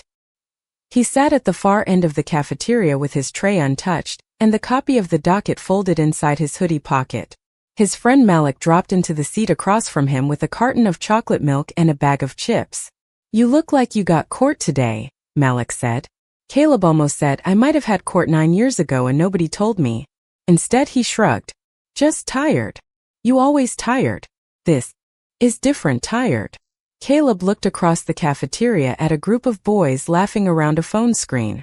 He wondered what it felt like to have a life where yesterday stayed yesterday. You ever find out something and wish you could put it back? Malik opened his chips slowly. "Depends. Like a grade or a family thing?" Caleb did not answer. Malik stopped joking. "Family thing then?" The bell rang before Caleb had to decide whether trust was worth the risk. He stood too quickly, and the docket copy slipped from his pocket to the floor. Malik bent to pick it up, but Caleb snatched it first. Not angry. Scared. Malik raised both hands. "My bad." Caleb shoved the paper into his folder. "It is nothing." But nothing had become harder to believe. That afternoon, while Caleb was pretending to listen in algebra, Ruth and Elias drove to Briar Haven assisted living in a black SUV that looked too expensive for the cracked parking lot. Elias almost asked the driver to park down the street, then stopped himself. He had spent years learning how money entered poor spaces like a threat even when it meant to help. But hiding it could become another kind of performance. So he walked in through the front entrance with Ruth beside him, carrying no cameras, no entourage, no foundation pins. Briar Haven was a low, beige building off a busy road near Stone Mountain, with a flag out front and a sign promising compassionate care in blue letters. Inside, the lobby smelled of lemon cleaner, cafeteria coffee, and the soft medicinal air of places where time moved around fragile bodies. A receptionist looked up from behind a plastic sneeze guard. "Can I help you?" Ruth gave her business card and asked whether Tasha Monroe was available. The receptionist's eyes changed at the name, not dramatically, but enough for Elias to notice. Recognition. Maybe affection. Maybe worry. "She works nights," the woman said. "She is not on until 6. Is there a way to leave a message?" Ruth asked. The woman hesitated. "Is she in trouble?" Elias answered before Ruth could. "No. We believe she may be connected to a family matter our foundation is reviewing. We are trying to reach her respectfully." The receptionist looked at him longer then, as if deciding whether a man in a tailored coat could use the word respectfully and mean it. "Tasha does not need more family matters," she said. That sentence told Elias more than any database. "No," he said softly. "I imagine she does not." They left a sealed note with Ruth's direct number and Elias's name. As they turned to leave, an elderly man in a wheelchair near the lobby window lifted one hand. "You looking for Miss Tasha?" Elias stopped. "Yes, sir." The man's voice was thin but clear. "She reads the mail for folks who cannot see good. Reads slow too, not like she in a hurry. If you came to make trouble for her, do it somewhere else." Ruth looked down to hide the sudden emotion in her face. Elias stepped closer, not too close. "We did not come to make trouble." The man nodded toward the hallway. "Everybody says that before they leave some behind." Elias carried that sentence back to the car. "Everybody says that before they leave some behind." At 4:23 the first deadline hit. Aaron called from the foundation legal office. Victor Hayes had received an automated parent confirmation email from the scholarship portal because Caleb's application had moved to interview status. The email was standard. No one had triggered it manually. No one had thought to stop it because systems did what systems did best, moved forward without understanding timing. Victor now knew Caleb had advanced. Victor also knew from the automated message that the foundation required a guardian review call before final selection. How long before he receives the call? Elias asked. Committee assistant is scheduled to call guardians tomorrow morning, Aaron said. Unless we pause the file. If we pause it, Caleb may lose his place. If we do not pause it, Victor may start asking what Caleb told us. Elias closed his eyes for 1 second. The foundation had been built to open doors, yet here was a door that could crush the boy if opened too fast. Pause the guardian call, Elias said. Keep Caleb's application active. No external contact until I approve it. That could raise compliance questions. Then let them ask me. Cross town. The automated email landed on Victor's phone, while he was at a tire shop waiting for a customer who was already late paying him. The phone buzzed on a cracked vinyl counter beside a stack of invoices. Victor read the message once. Then again. Congratulations. Interview completed. Guardian confirmation required. Whitmore Children's Justice Foundation. He stared at the words Children's Justice longer than the rest. He did not like foundations. He did not like lawyers. He did not like rooms where people asked children gentle questions and wrote down the answers. He called Caleb before school ended. Caleb did not pick up because his phone was in his locker. Victor called again. Then texted, "Call me now." By the time Caleb stepped outside at 3:48 and saw the missed calls, his stomach had already tightened. He called back from the sidewalk. Victor answered on the first ring. "What did you say in that interview?" Caleb looked toward the buses lined up along the curb. Students moved around him, laughing, shouting. Free in the careless way children became when the school day ended and home was not something they feared explaining. I answered their questions. What questions? School. The essay. Programs. Do not play with me, Caleb. The sharpness in Victor's voice made Caleb step away from the crowd. I am not. I got an email. They want guardian confirmation. Why they moving so fast? I do not know. You tell them something about me? Caleb's hand tightened around the phone. There it was. Not did you do well. Not I am proud. Not what do you need. You tell them something about me. No, Caleb said, and hated that the answer was both true and incomplete. Victor was quiet for 2 seconds. Come straight home. I have tutoring. I said come straight home. The line ended. Caleb stood with the phone at his ear until the bus driver honked and someone told him to move. At Briar Haven, the second clock began. Tasha arrived at 5:46, 14 minutes early, wearing navy scrubs under a gray cardigan, hair pulled back, lunch bag in one hand, bus pass tucked into the clear pocket of her phone case. She almost walked past the receptionist without stopping because she was used to entering through the side door, clocking in, and becoming useful before anyone had time to ask whether she was tired.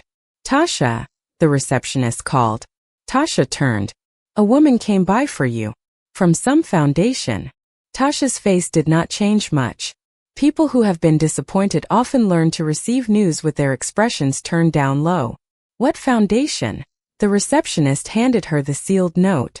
Tasha saw the printed letterhead first. Whitmore Children's Justice Foundation. Then Ruth Bell's name. Then Elias Whitmore. Her fingers went cold around the paper. For 9 years, Tasha had trained herself not to hope too quickly. Hope had cost bus fare. Hope had cost missed shifts. Hope had cost application fees, certified mail, courthouse copies, days of waiting in plastic chairs while people called her case complicated and then did nothing. Still, the name Caleb inside her mind rose before she could stop it. She opened the note in the staff hallway beside a vending machine humming with fluorescent light. Miss Monroe, we believe we may have located personal property connected to your son, Caleb. We would like to speak with you as soon as possible. This is not a debt collection matter. This is not a custody enforcement action against you. If you are willing, please call the number below. Tasha read it 3 times. Personal property. Connected to your son. Not your alleged son. Not a minor child. Your son. She sat down on the bench beneath the employee bulletin board because her knees had become unreliable. A coworker named Angela came around the corner carrying towels. Tasha? You all right? Tasha folded the note carefully along its original crease. I need to make a phone call. Her voice sounded calm. Too calm. Angela looked at her face and said, Take the break room. I will cover your first haul. Tasha walked to the break room, closed the door, and stood beside the microwave for almost a full minute before dialing. Ruth answered on the second ring. This is Ruth Bell. Tasha closed her eyes. This is Tasha Monroe. Silence, but not empty silence. Ruth understood what it meant for those 3 words to arrive after 9 years of paper failing to carry them far enough. Miss Monroe, Ruth said gently, thank you for calling. Tasha gripped the edge of the counter. Do you know where my son is? Ruth did not rush. We have met Caleb. He is safe. Tasha covered her mouth with her hand, but no sound came out. Safe was too small and too enormous at the same time. Safe meant breathing. Safe meant taller. Safe meant there was still a person in the world to attach the word son to. Does he know about me? Ruth hesitated, and Tasha heard the answer inside the pause. He has been told some things that may not be complete. Tasha laughed once, a broken little sound with no humor in it. That is a clean way to say stolen. Ruth looked across Elias's office, where Elias had put the call on speaker with Tasha's permission after introducing himself. His face tightened at the word. Stolen. There were legal terms for what might have happened. Custodial interference. Misrepresentation. Document irregularity. Failure of service. But Tasha had chosen the word that went directly to the wound. Miss Monroe, Elias said, we found a wooden box with Caleb's first belongings. There is a letter from you inside. On the other end of the line, Tasha stopped breathing. The break room refrigerator clicked on. Somewhere outside the door, a cart rolled down the hallway. The blue box, she whispered. Elias looked at the box on his desk. The inside is lined with pale blue fabric. Tasha pressed the phone closer. I painted it during his nap. Ruth closed her eyes briefly. Elias said nothing because there are moments when the only decent response is to let the truth stand upright by itself. I thought it was gone, Tasha said. I thought he threw it away. It was sold to a pawn shop, Elias said carefully. Years ago. Tasha already knew that in the way mothers know when an object has been removed from a room by someone who wanted it gone. But hearing it confirmed made the old grief fresh without asking permission. He sold my baby's first things, she said. Not loudly. Not theatrically. Just a fact so painful it needed no decoration. Then her voice changed. Does Caleb know? He has seen the box, Elias said. He has heard part of the letter. A long silence. Does he hate me? The question was not dramatic. It was tired. It sounded like a woman asking about whether she had stood in for almost a decade. Elias thought of Caleb's face when he read the words on the photograph. He is confused. Hurt. Angry maybe. But he is asking questions. Tasha made a sound that was almost a sob and almost a breath. Questions mean he is still reachable. Elias looked at Ruth. Ruth looked at the clock. 6:12 in the evening. Deadline after deadline. Victor alerted. Guardian call paused. Caleb heading home to a father who now knew the foundation was involved. Tasha on the phone from a care facility break room. One shift away from choosing between work and the biggest call of her life. Miss Monroe, Ruth said. We need to meet you tonight if possible. There are time-sensitive concerns. Tasha looked through the small break room window at the hallway where call lights blinked above resident doors. Work waiting. People waiting. Life doing what it always did. Demanding ordinary tasks in the middle of extraordinary pain. I cannot leave my shift, she said automatically. Then she stopped hearing herself. For 9 years, shifts had been used against her. Work had been turned into absence. Survival had been written down as neglect. She looked at the note in her hand. Your son. She stood straighter. I can leave after I speak to my supervisor. At the same time, Caleb reached home. The apartment door was unlocked. Victor was sitting at the kitchen table with the scholarship email printed in front of him. He had gone to the library to print it, which told Caleb this was not ordinary anger. Ordinary anger stayed on the phone. Printed anger had plans. "Sit down," Victor said. Caleb stayed by the door. "I have homework." "Sit down." Caleb sat. Victor tapped the paper. "What is Children's Justice asking you about?" "It is a scholarship." "That is not what I asked." Caleb looked at the table. There was an old ring in the wood near the salt shaker, from a cup that had sat 2 long years ago. He focused on it. "They asked about my essay." "And what did you write?" Caleb's heart beat hard, enough to make his voice feel separate from his body. "About lies." Victor's face went still. Caleb had seen that stillness before, but for the first time in his life, he wondered whether the stillness meant fear. Victor leaned back. "Who you think lied to you?" Caleb looked up. The room, the table, the peeling paint near the window, the man across from him, all of it seemed to wait. In his backpack, the public docket copy pressed against his math book. At the foundation, the old box sat under lights. At Briar Haven, Tasha Monroe was asking a supervisor to let her leave the night shift that paid her rent. Every hidden thing was moving toward the surface now, and none of them could stop it without breaking something. Caleb did not say my mother. He did not say you. He said the only sentence that did not give Victor the whole truth but no longer gave him the old lie. "I think somebody did." Caleb did not sleep that night in any honest way. He lay on his narrow mattress with his shoes still on, staring at the ceiling while the apartment changed sounds around him. The refrigerator clicked on and off. A car alarm cried somewhere in the parking lot and then gave up. Victor moved through the living room twice, once to open a cabinet, once to check the lock. Each footstep measured enough to let Caleb know he was awake too. Neither of them spoke again after the kitchen table conversation. That was how their home survived dangerous moments. Words disappeared first, then trust. Then morning came and everyone pretended silence had fixed something. But silence did not fix anything now. It only made the questions louder. Before dawn, Caleb slid one hand under his mattress and touched the shoebox, not pulling it out, just making sure it was there. The ribbon, the bus transfer, the pencil, the scraps of proof he had collected from a life that suddenly felt edited without his permission. For the first time, the shoebox did not feel like enough. It felt like something a child built when adults had stolen the real archive. At 6:31, his phone buzzed under his pillow. He almost ignored it, afraid Victor would hear.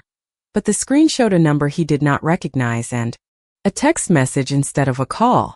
"This is Ruth Bell from Whitmore Foundation. We need to speak with you before school if possible.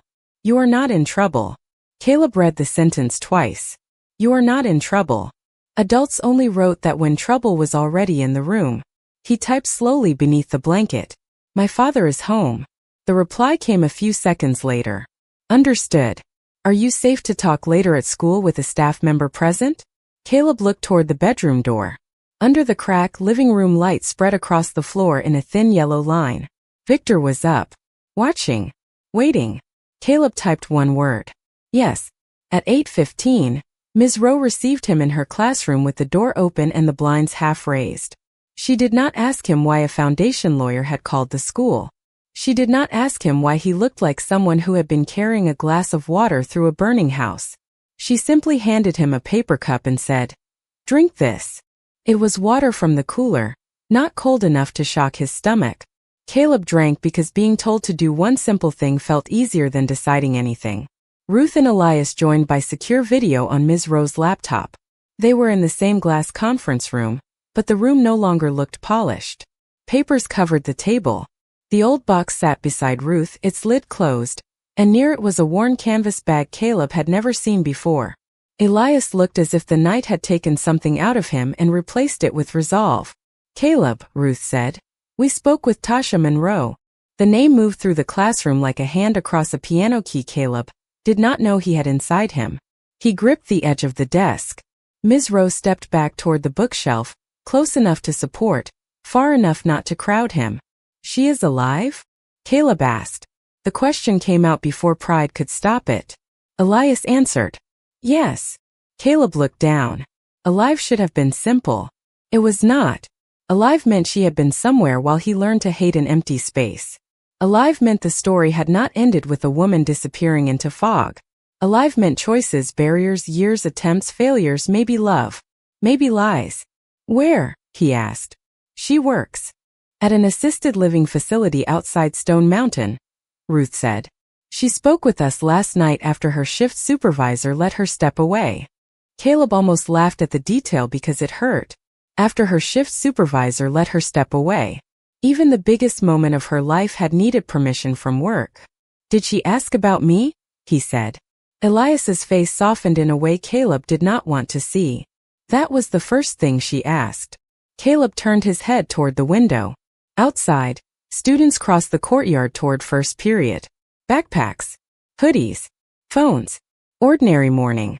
His life had become something happening behind glass while everyone else went to class. That does not prove she tried to find me, he said. Ruth nodded. No. But this might begin to. She lifted the canvas bag into view.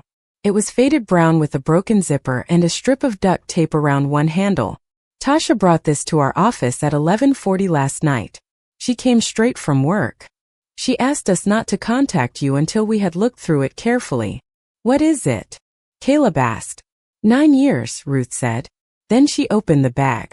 Out came folders, envelopes, bus transfer slips, receipts, certified mail stubs, photocopies, legal aid intake forms, handwritten notes, a thin stack of photographs printed from a school website, and a small key on a shoelace. Not a dramatic treasure. Not a movie miracle. Paper. So much paper. Enough paper to make Caleb's chest tighten because all his life he had been told absence meant not trying. And here was absence with dates on it, stamped and folded and carried in a bag until the edges softened. Ruth held up the first folder. This is a petition Tasha filed in Fulton County 8 years and 9 months ago, asking for supervised visitation. It was dismissed because she missed a hearing notice sent to an address where she no longer lived. She held up a second paper. This is a change of address form she filed 2 weeks before that hearing. It was scanned into a separate administrative system, but not attached to the court file. Caleb blinked. So they sent it to the wrong place? Yes, Ruth said. At least once. Elias leaned forward. Caleb, that does not prove everything. But it proves the record you were told about was incomplete. Ruth continued. These are certified letters she sent to Victor's address. 14 total over 3 years. Some were returned unopened. Some show delivered. Caleb stared at the screen. Delivered. The word had teeth. What did they say? We have copies of 5, Ruth said. Most asked to speak to you. One asks for your school information. One says she has a winter coat for you. One says she will be at a public library every Saturday from 10 to noon in case Victor agrees to bring you. Caleb felt his throat close. Saturdays. He tried to picture himself at 5, 6, 7 years old, doing whatever Victor had him doing on Saturdays. Grocery store. Laundry. Sitting in the car while Victor talked to someone outside a repair shop. Somewhere across the city, a woman might have sat in a library holding a coat he never knew existed. He hated the image. He wanted it gone. He wanted to know everything inside it. Ms. Rowe turned slightly toward the window, giving him privacy for the expression he could not control. Ruth took out the small key. This was on a shoelace around her neck when she came in. She says it is the key to apartment 207 from the year you were taken from her care. The lock has obviously changed, but she kept it because she said she did not know how to stop belonging to the last place she saw you. Caleb stood so fast the chair hit the wall behind him. Ms. Rowe moved, then stopped when he lifted one hand without looking at her. He walked to the back of the classroom, past the shelves of novels, past a bulletin board covered in student essays, and pressed both palms against the cool cinder block wall. He did not cry. He refused to cry in school. But his breathing had become uneven, and that felt like its own kind of exposure. Elias waited. Ruth waited. That was becoming their habit with him. Waiting without leaving. Caleb turned back. Why did she not come to my school? He asked. The question was sharp because it needed to be. If she knew my name, why not come? Ruth did not flinch. She tried to request your school records twice. She was denied. Because Victor was the only authorized guardian in the system. We do not yet know whether she knew which school you attended every year. She found one school photo online when you were in 5th grade. She printed it from a public honor roll page. Ruth held up the photograph. Caleb recognized it immediately. 5th grade. Missing front tooth. Blue polo shirt. He remembered that day because Victor had forgotten picture money, and Ms. Rowe, who was not yet his teacher but volunteered with student services, had found a donated voucher. In the picture, Caleb had tried not to smile too wide. Tasha had printed that image. Tasha had kept it. She had this, he whispered. Yes. Ruth's voice lowered. It was folded inside a church bulletin. Something shifted then. Not healed. Not forgiven. Not simple. Shifted. Caleb had lived with the idea that his mother existed somewhere as a blank, careless outline. The evidence on the screen did not turn her into a saint. It did not answer why he had gone to bed year after year without her voice. It did not give him birthdays back or Mother's Day assemblies, or the nights he wondered whether he had been too difficult to keep. But it did one enormous thing. It changed the direction of the story. His mother was no longer a person who had left and needed to explain why. She was a person who had tried, and now the question moved toward everyone who had stopped her. Caleb returned to the desk and sat down slowly. Does my father know you talked to her? Elias answered carefully. Not from us. Caleb looked at him. He knows something. Because of the scholarship email, Elias said. Yes. Ruth placed both hands on the table. That is why we need to discuss next steps. We do not want you caught in the middle without support. We can arrange for a school counselor, a temporary legal consultation, and a meeting with Tasha only if and when you consent. The word consent felt strange in Caleb's life, like a coat cut for someone bigger. She wants to meet me? More than anything, Elias said. But she told us you do not owe her a meeting until you are ready. That sentence hit differently from all the others. Caleb had expected desperation. Demands. Tears sent through strangers. Some adult insistence that he rushed toward a feeling because it would make the story prettier. Instead, Tasha had waited again. This time by choice.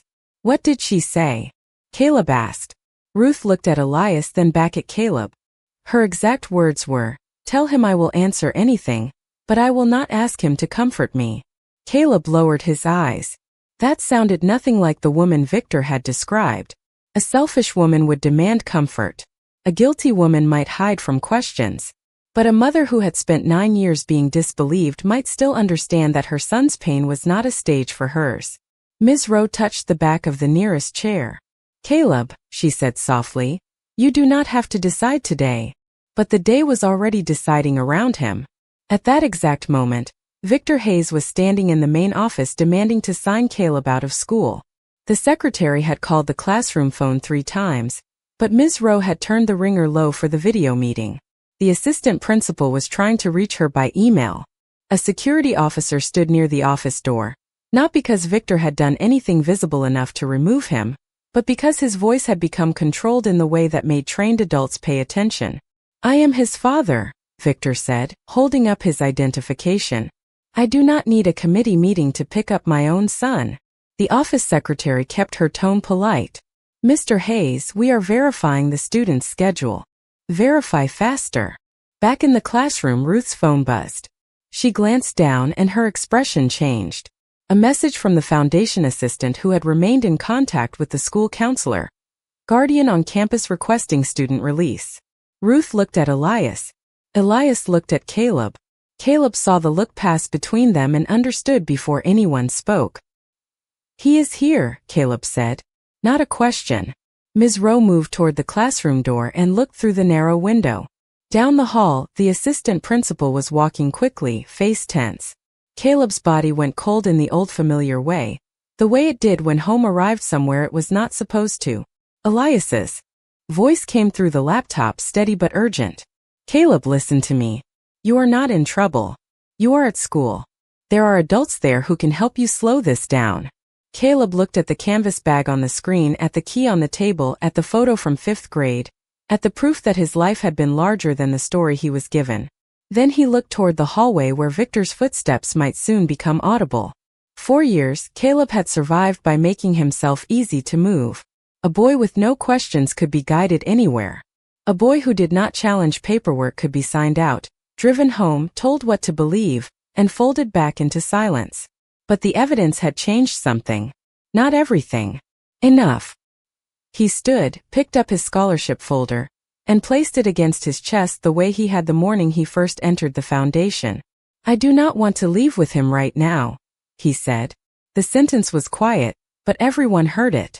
Ms. Rowe nodded once, already opening the door to meet the assistant principal before Victor reached the classroom. Ruth closed the canvas bag slowly, as if sealing away one half of the truth until it could be protected properly. Elias stayed on the screen, eyes fixed on Caleb, no longer just a billionaire with a foundation, but a witness at the exact moment a child chose not to disappear into someone else's version of events. Caleb's hands trembled around the folder, but his voice did not when he spoke again. I want to meet Tasha Monroe. Victor Hayes reached the classroom door with his jaw tight, his jacket half zipped, and the printed scholarship email folded in his right hand like a warrant he had written for himself. The assistant principal stood beside him, polite but firm, one palm resting on the door frame as if the building itself needed help holding its boundary. Ms. Rowe had stepped into the hallway before he could enter, and for the first time Caleb saw what it looked like when an adult did not move aside just because another adult came louder. Through the narrow glass window, Caleb watched his father's mouth form words he could not hear. My son. My rights. Family business. Interfering. Phrase hit the door and stopped there, but Caleb felt them anyway. Behind him, Elias remained on the laptop screen silent now, because this was not a moment for speeches. Ruth had already called the school counselor and the foundation legal director. The old machinery of protection had begun moving, but Caleb knew machines were slow. Victor was not slow. Victor knew how to walk into a room and make people feel unreasonable for questioning him. He knew how to turn concern into insult, how to make himself sound like a father defending his child from strangers, and for years that had been enough. Caleb stood in the center of the classroom with his folder clutched to his chest, and his first instinct was still to make the problem smaller. Go with him. Keep the peace. Explain later. Survive the ride home. That instinct had kept him safe in hundreds of ordinary ways, but now it felt like a hand pushing him back into a locked room. Ms. Rowe opened the door just wide enough to step halfway through. Caleb is in a scheduled meeting with school staff, she said. Her voice was calm, teacher calm, the kind used with students, parents, fire drills, and bad news. Victor looked past her shoulder and saw Caleb. His eyes changed. Not much. Enough. Get your things, Victor said. Caleb's mouth went dry. I am staying until the meeting is finished. The hallway seemed to pause around the sentence. The assistant principal looked at Caleb. Ms. Rowe did not turn, but Caleb saw her shoulders steady. Victor gave a short laugh, the kind meant to tell everyone the child was being dramatic. Son, I am not asking. That word son used to pull Caleb back like a leash because it carried history, meals, school forms, winter coats, the only parent who had been physically present. Now the word carried something else too. A pawnshop receipt. A sealed letter. A photograph with half a mother missing. I know, Caleb said. That is why I am not leaving. Victor's face hardened behind the polite mask. You have no idea what these people are doing. Rich folks put a camera on your pain and call it charity. They dig up old trash and make you think it is treasure. Elias heard that through the laptop. Beaker.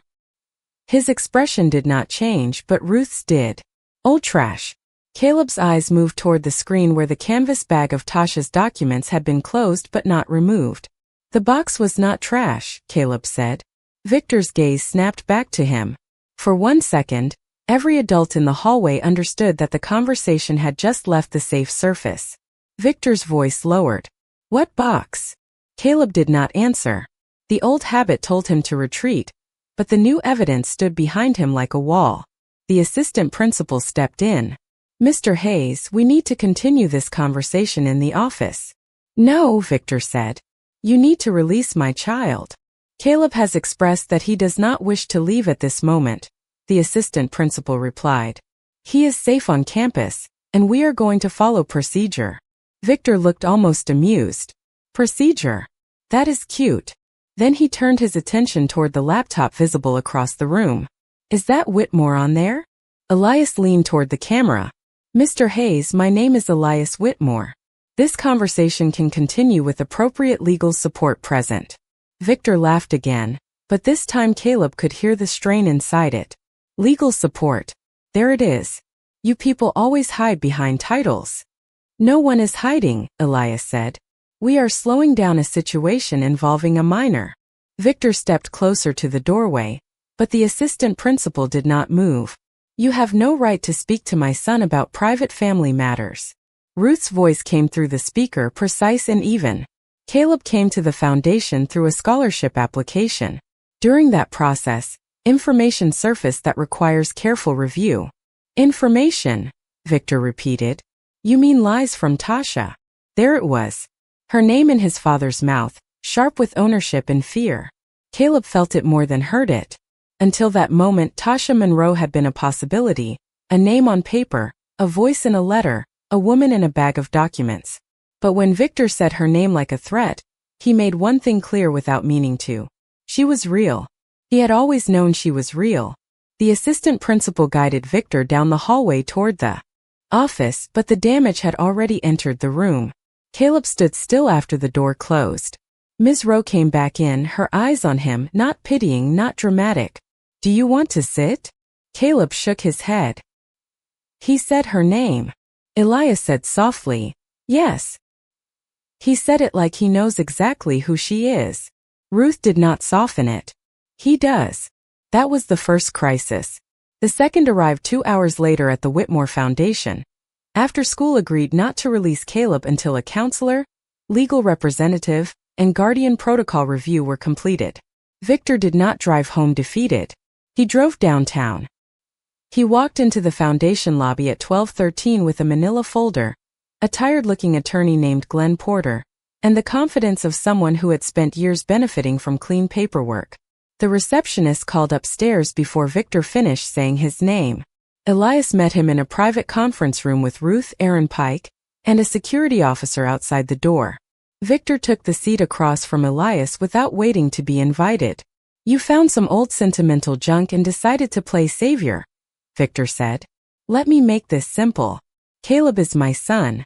I have had legal custody for 9 years. Tasha Monroe is not part of his life because a court decided she should not be.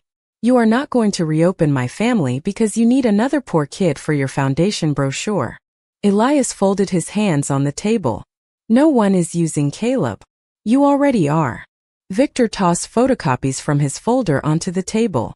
Temporary guardianship order. Custody summary. School enrollment forms. Medical authorization. Each page stamped, signed, official enough to impress anyone who did not know how easily an incomplete truth could dress itself in ink. There is the record, Victor said. You like records, right? Read that. Aaron picked up the documents. Ruth watched Victor, not the pages. Where is the original court notice showing Tasha Monroe received the hearing information? She asked. Victor smiled thinly. Ask the court. We are. Good. Then stop harassing my child. Elias's voice stayed calm. Caleb asked not to leave school with you this morning. Victor's mask slipped for less than a second. Because you confused him. The box confused him, Ruth said. The letter confused him. The records we found confused him. Your reaction is not helping. Victor turned on her. You do not know what that woman was like. Then tell us, Ruth said. With dates. Silence. Small but there. Victor recovered quickly. She worked nights. Left him everywhere. Neighbors. Friends. Whoever. I gave him stability. Elias thought of Tasha's notes, Mama comes back before breakfast. He thought of the residents at Briar Haven, of the man in the wheelchair defending her character from a lobby chair. Working nights is not abandonment, he said. It is when your child does not know if you are coming back. Ruth opened a folder. Interesting choice of words. Victor's eyes moved to the folder, then away. Ruth did not open it yet. We have a letter Tasha wrote to Caleb, mailed to your apartment. It was never opened. I was not required to deliver emotional manipulation to a child. The sentence was too fast. Too prepared only after it had been exposed. Elias leaned back. So you admit you received it? Victor stopped. The attorney beside him shifted for the first time. My client is not admitting anything beyond the fact that mail may have arrived at a residence years ago, Glenn Porter said. Ruth wrote one line on her pad. Elias saw it upside down. He knew. The third crisis came at 6 that evening, when Tasha Monroe walked into the foundation through the side entrance because Elias did not want her crossing the lobby under Victor's eyes. She wore the same navy scrubs from the night before and had changed only her shoes, black flats with scuffed toes polished carefully. In one hand she carried the brown canvas bag. Around her neck, beneath the collar of her cardigan, hung the old apartment key on a shoelace.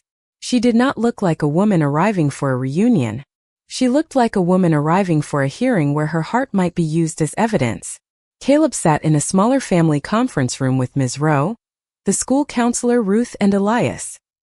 He had agreed to a brief meeting with adults present, no forced contact, no promises. But when Tasha entered, every condition in the room became fragile. She stopped 3 steps inside the door. Caleb stood automatically, then seemed angry at himself for standing. Tasha did not move toward him. She held both hands around the canvas bag and looked at his face the way people look at something they have carried in memory, so long that reality feels almost impossible. He was taller than the last photograph she had printed. Older. His jaw had Victor's shape, but his eyes, those were the same eyes that had once stared up at her from a crib as if the whole world could be trusted because she was near. "Hi, Caleb," she said. Just that. No baby. No my son. No dramatic claim. Caleb hated how gentle it sounded. "Do not do that," he said. Tasha nodded quickly. "Okay. Do not talk like you know me." "Okay." His voice rose, not loud but breaking at the edges. "Why did you stop looking?" The room went completely still. Tasha absorbed the question as if she had expected it every day for 9 years, and still could not prepare for the wait. She set the canvas bag on the table with slow hands. "I did not." Caleb's eyes flashed. "I was right there." "I know. Same city." "I know. Same name." "I know. Then why did I grow up thinking you did not want me?" Tasha closed her eyes for 1 second. When she opened them, she did not look at Elias, Ruth, or the counselor for help. She looked only at Caleb because the answer belonged to him. "Because adults with more access than me made it easier for you to believe I was gone than for me to prove I was still here." Caleb shook his head. "That sounds like an excuse." "It might," she said. "You do not owe me trust because I said a sentence." That stopped him more than a defense would have. Tasha opened the bag and removed a stack of papers tied with a rubber band. "These are not enough to give you back what you lost. I know that. But they are what I had. Bus receipts. Court copies. Letters. Returned envelopes. The library sign-in sheet from Saturdays I waited in case your father brought you. A winter coat receipt from when you were 6 because I thought maybe if I left it with Miss Denise somehow it would reach you. It did not." Caleb stared at the stack but did not touch it. Tasha reached to her neck and lifted the key over her head. Her fingers trembled only when the shoelace caught briefly in her hair. She placed the key on the table between them. "This opened the last door I walked through before I came home and you were gone. I kept it because I did not know how to stop being your mother just because the lock changed." Caleb looked at the key. It was small, dull brass, ordinary enough to belong to anyone. That made it worse. It was not a symbol trying to be beautiful. It was just a key to a door that no longer opened. "I prayed you would hate me less if I found the right paper," Tasha said. "Then I realized papers do not raise children. People do. And I was not there. Whatever the reason, I was not there. I will carry that. You do not have to make it lighter for me." Caleb's face tightened. The room watched him fight 2 injuries at once. The injury of believing she left, and the injury of discovering she may have fought and lost. Then the door opened. Not fully. Just enough for Victor's voice to enter before anyone saw him. Touching. Everyone turned. Victor stood in the doorway with his attorney behind him and the security officer several feet back, speaking into a radio. He should not have reached that hallway. Later, Elias would learn that Victor had followed a staff member through the side corridor before the door fully closed. In the moment, all that mattered was that he was there, looking at Tasha, Caleb, the key, the papers, and the old pain he thought he had buried under procedure. "You always were good at making yourself look small," Victor said to Tasha. Caleb stepped back from the table. Tasha did not. Ruth rose.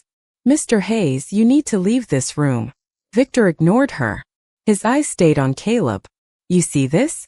This is what she does. Brings papers, cries to strangers, makes everything somebody else's fault. Ask her where she was when you had fevers. Ask her who took you to school. Ask her who stayed. Caleb's hands closed around the back of the chair. Victor saw the hesitation and moved toward it. I stayed, Caleb. Whatever mistakes I made, I stayed. Tasha's voice was quiet. You also lied. Victor turned on her. I protected him from you. No, she said. You protected your story from him. The words landed hard. Victor's attorney touched his sleeve, murmuring his name, but Victor pulled away. You want truth? He said, looking at Caleb. Truth is she was broke, tired, unstable, and looking for a way out. I gave you a home. Caleb looked from his father to his mother, from the man who stayed to the woman who returned with a bag full of proof too late to tuck him in. The room narrowed around him. He wanted someone to be completely wrong so he could breathe. He wanted one clean villain and one clean rescue. Instead, he had years of care tangled with years of lies, and he did not know where to put the love he still felt for the man who may have stolen the mother he was now afraid to want. Stop, Caleb said. No one did. Victor kept talking. Tasha tried to answer. Elias stepped in. Ruth called security. The counselor moved toward Caleb. The voices overlapped, not shouting but rising, each adult carrying history into the space where a child was trying not to break under it. Stop, Caleb said again louder. This time the room heard him. He looked at Tasha first. You should have found me. Tasha nodded, tears in her eyes but not falling. Yes. He looked at Victor. And you should have told me she was trying. Victor opened his mouth. No words came quickly enough. That silence was the closest Caleb had ever come to hearing him confess. Security reached the door. Victor stepped back, mask returning too late. This is not over, he said. Elias answered. No. It is not. But Caleb barely heard him.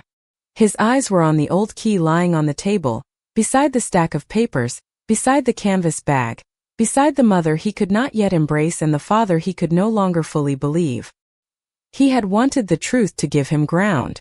Instead, it had taken the last familiar floor from under his feet. The full truth did not come from Victor. Came from the bottom of the box. After security removed him from the foundation and the family room fell into the kind of silence that follows a door closing too late. No one spoke for almost a minute. Tasha sat with both hands folded so tightly her knuckles had gone pale.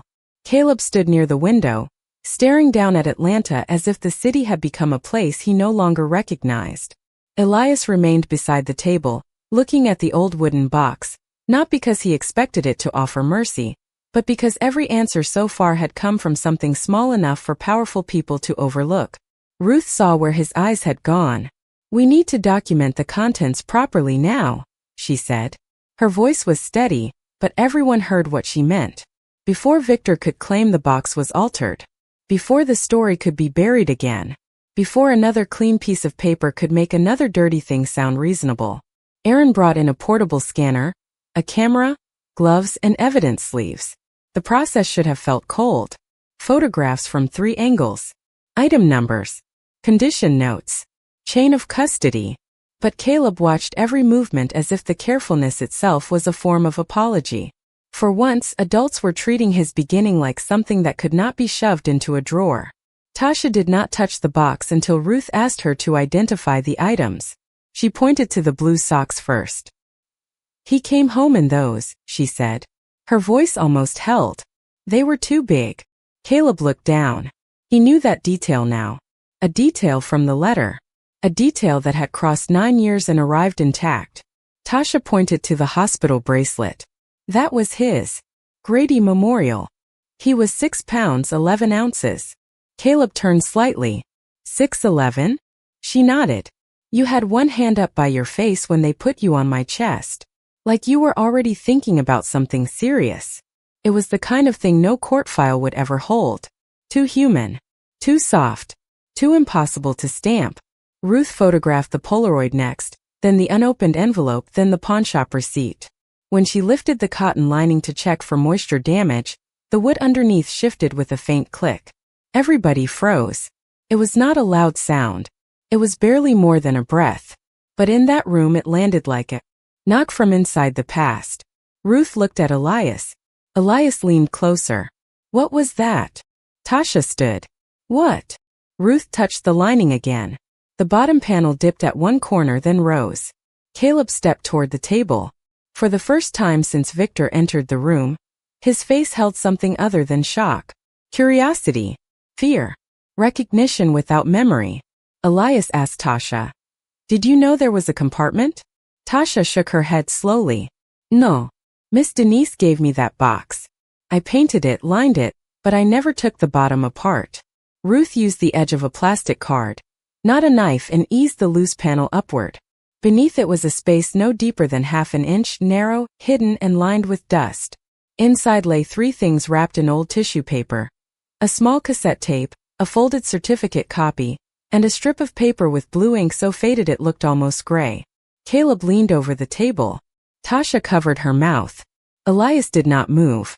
The hook, the box, the letters, the court records, the storage unit, all of it had led to a place no one knew existed. Ruth unfolded the certificate first. It was a certified copy of Caleb's original birth certificate from Grady Memorial, issued before later custody filings changed his listed mailing address. Mother, Tasha Renee Monroe. Father, Victor Anthony Hayes. Child, Caleb Isaiah Monroe. Caleb stared at the middle name. Isaiah. He had never used it. Victor had enrolled him in school as Caleb Hayes. No middle name. No Monroe. No piece of his mother left in the daily sound of him. My name was Monroe, he asked. Tasha's eyes filled, but she did not reach for him. Yes. I gave you my last name first because I was not married, and because my grandmother said every child should enter the world attached to someone who would not be ashamed to claim them. Caleb looked at the paper until the letters blurred. Ruth lifted the strip of faded paper next. It was small, torn from a notebook, folded around the cassette like a label. Elias read it aloud only after Caleb nodded. If anything ever happens, this box tells him I stayed. Tasha's breath caught.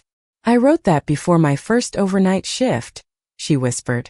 I was scared something would happen while I was gone. Not this. Just anything. A fire. A break-in. The kind of fear new mothers get when they have to leave a baby to keep a roof over him. Caleb looked at her then, really looked, and for one brief second he saw not the missing woman from Victor's story, not the wounded stranger from the family room, but a young mother hiding proof beneath blue cotton because the world had already taught her poor women needed evidence of love. Then Ruth held up the cassette. We can digitize this before playing it, she said. Caleb's answer came immediately. Play it. Elias hesitated. Caleb, once you hear it, there is no taking it back. Caleb's jaw tightened. That has been true all week. Aaron found an old portable cassette recorder in the Foundation Media Archive, the kind used to review old case materials from the 1990s. It took 12 minutes to locate batteries. No one filled the silence. When the machine finally sat in the center of the table, it looked almost too ordinary to carry the weight being placed on it.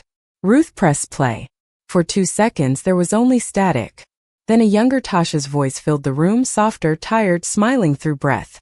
Okay, Caleb Isaiah Monroe, this is your mama, and you are supposed to be asleep, but you keep looking at me like you know I am doing something important. A tiny baby sound followed, distant and small. Tasha in the room closed her eyes. Caleb stopped moving entirely. The tape continued. Today you are 11 weeks old. You sneezed 3 times this morning and scared yourself every time. I am making this because Miss Denise said one day you will want to know who you were before you could remember. And I said I would tell you myself, but just in case life gets messy, here is the truth. You were wanted. You were wanted before I knew how rent would get paid. You were wanted when the lights got cut off for 6 hours. You were wanted when I cried in the bathroom so you would not hear me, and then came out smiling because babies should not have to carry grown-up fear. If anybody ever tells you different, play this again. Caleb's hand went to the back of a chair. He did not sit. He did not cry. But the part of him built around Victor's version of the world began to fail quietly, beam by beam. The tape crackled.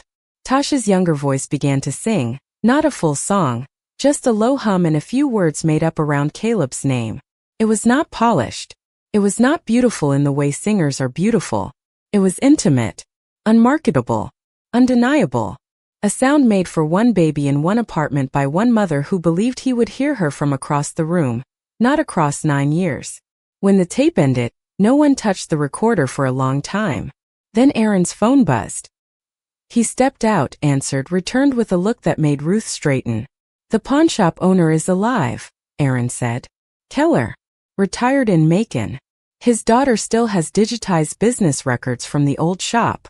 They found the scan of the original receipt." Elias lifted his head. "And?" Aaron placed his phone on the table and turned the screen around. The receipt scan showed the same sale. 1 keepsake box. Baby items. $38. Seller Victor Hayes. But beneath that, in a second signature line labeled Release of Jointly Held Personal Property, was a name written as Tasha Monroe. Tasha stepped forward. "I did not sign that." Ruth leaned in. The signature was wrong. The letters were too round. The T too high. The last name cramped, as if copied by someone who had seen it but never owned it. Aaron swiped to the next image. Keller's daughter also found a still from the shop camera. Low quality but clear enough. The image loaded slowly. A grainy black and white frame from the night of the rain. Victor stood at the pawnshop counter with the wooden box open in front of him. Beside him was a woman in a county services jacket, face turned partially toward the camera, holding a folder against her chest. Ruth said the name before Elias could. "Marla Denton." Tasha gripped the table. Caleb stared at the image. The social services contractor from the old filings. The woman who had written cooperative beside Victor and difficult beside Tasha. The woman whose note helped turn a night shift into neglect. She had been there when the box was sold. Not later. Not by rumor. There. Elias felt the whole story lock into place with a terrible clean sound. The sold box was not desperation alone. It was preparation. Victor had not only taken an object. He had removed evidence of Tasha's care, then stood beside someone with system access while that evidence was converted into $38 in disappearance. Marla had helped make absence look official. The false signature was not just a lie on a receipt. It was rehearsal for every document that came after. Caleb stepped back as if the image had pushed him. "She was there," he said. No one needed to ask who. Tasha's voice was barely audible. "She looked me in the eye 3 days later and asked why I did not have proof." That sentence broke something in the room that anger alone had not touched. Elias had spent years believing systems failed because they were overwhelmed, underfunded, careless, slow. Sometimes they did. But sometimes a system failed because one person inside it decided a poor black mother's love was easier to erase than a prepared man's lie was to question. Caleb turned to Tasha. His face was open now, and that openness looked painful, like skin after a bandage pulled away. "You kept trying," he said. Tasha nodded once. "Yes." He knew. Yes. She knew. Tasha looked at the frozen image of Marla Denton on the phone screen. "Yes." Caleb swallowed. "And I did not know anything."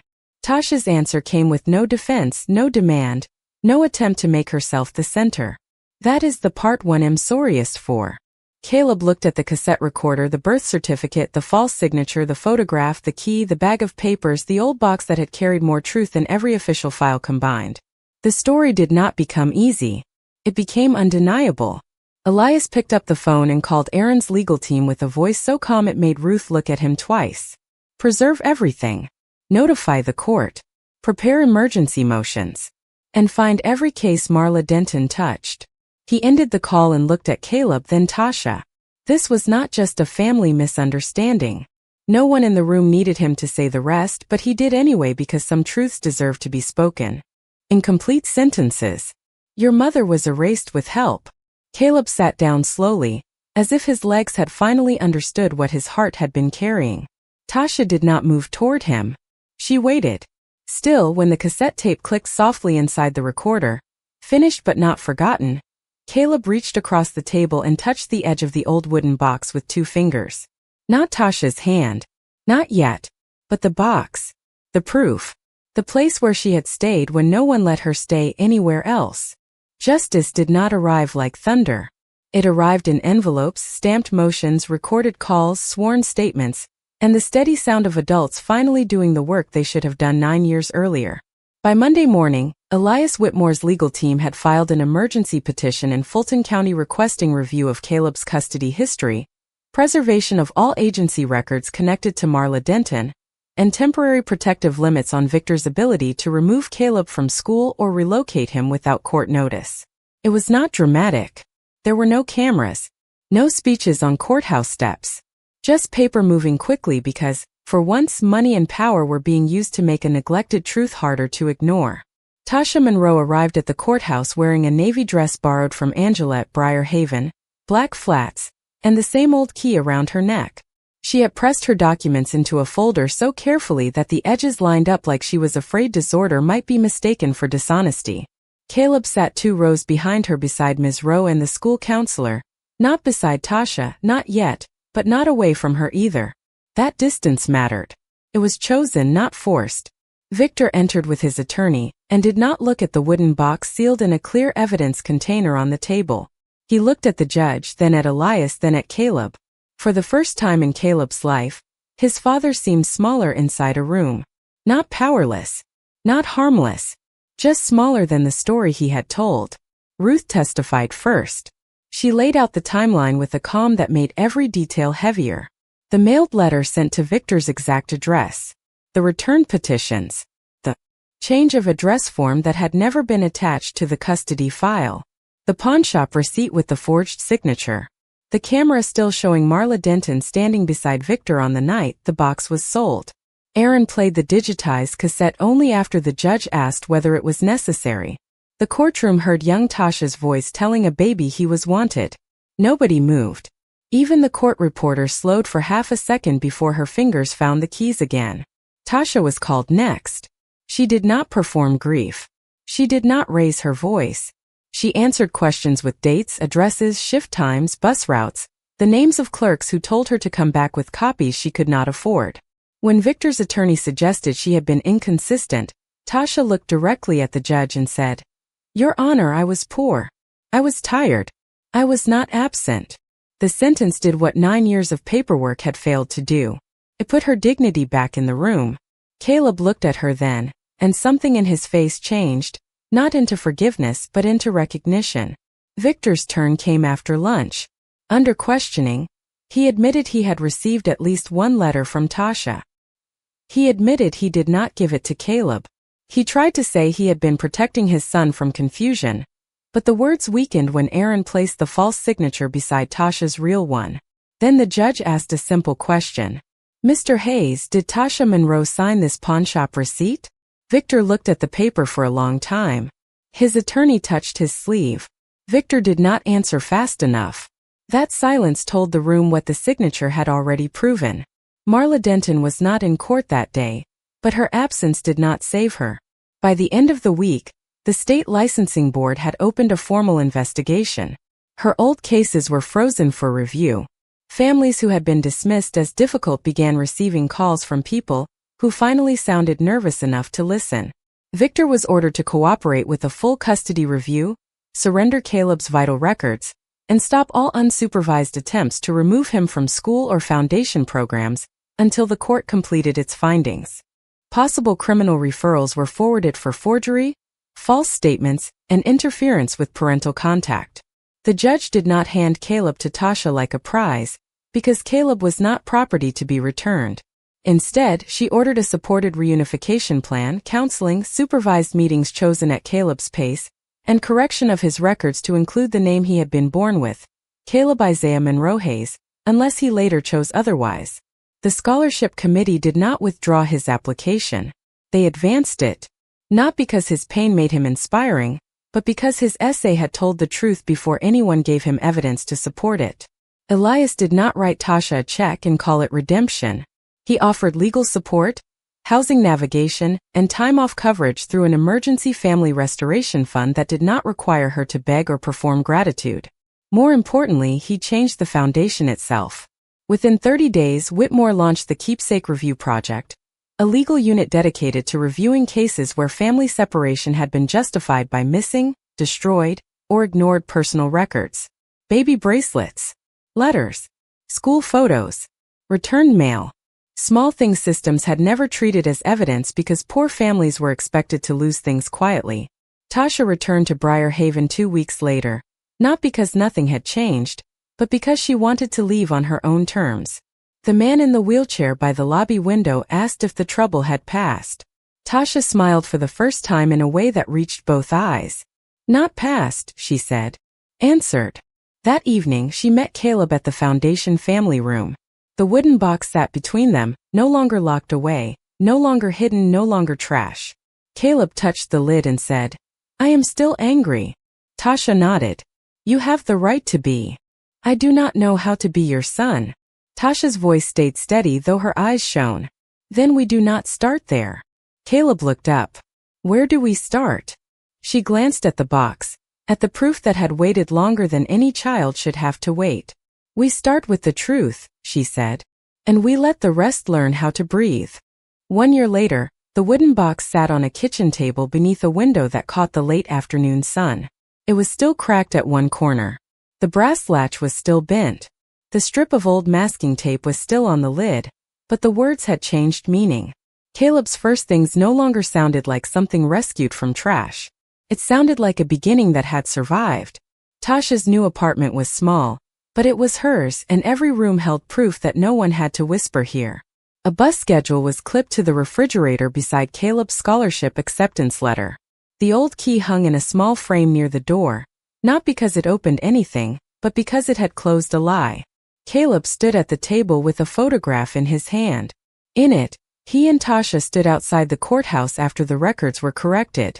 They were not hugging, not smiling too wide, just standing side by side, awkward and real, with the wooden box between them like a witness. He opened the lid and placed the photograph inside, next to the blue socks, the hospital bracelet, the letter, and the cassette tape. Then he added one more thing, a folded bus transfer from the first Saturday he came to visit her by choice. Tasha watched from across the table, giving him the quiet space she had promised. Caleb closed the lid, then rested his hand on top of it. It is not just baby stuff anymore, he said. Tasha shook her head softly. No. It is ours now. Downstairs, Elias Whitmore waited in the car without coming up. He had learned that justice was not always the moment powerful people entered a room. Sometimes justice was knowing when to leave a room to the people who had earned it. The box that once proved what had been stolen now held what was being rebuilt. And for the first time in 9 years, Caleb did not feel like a child searching for his beginning. He felt like someone allowed to continue it.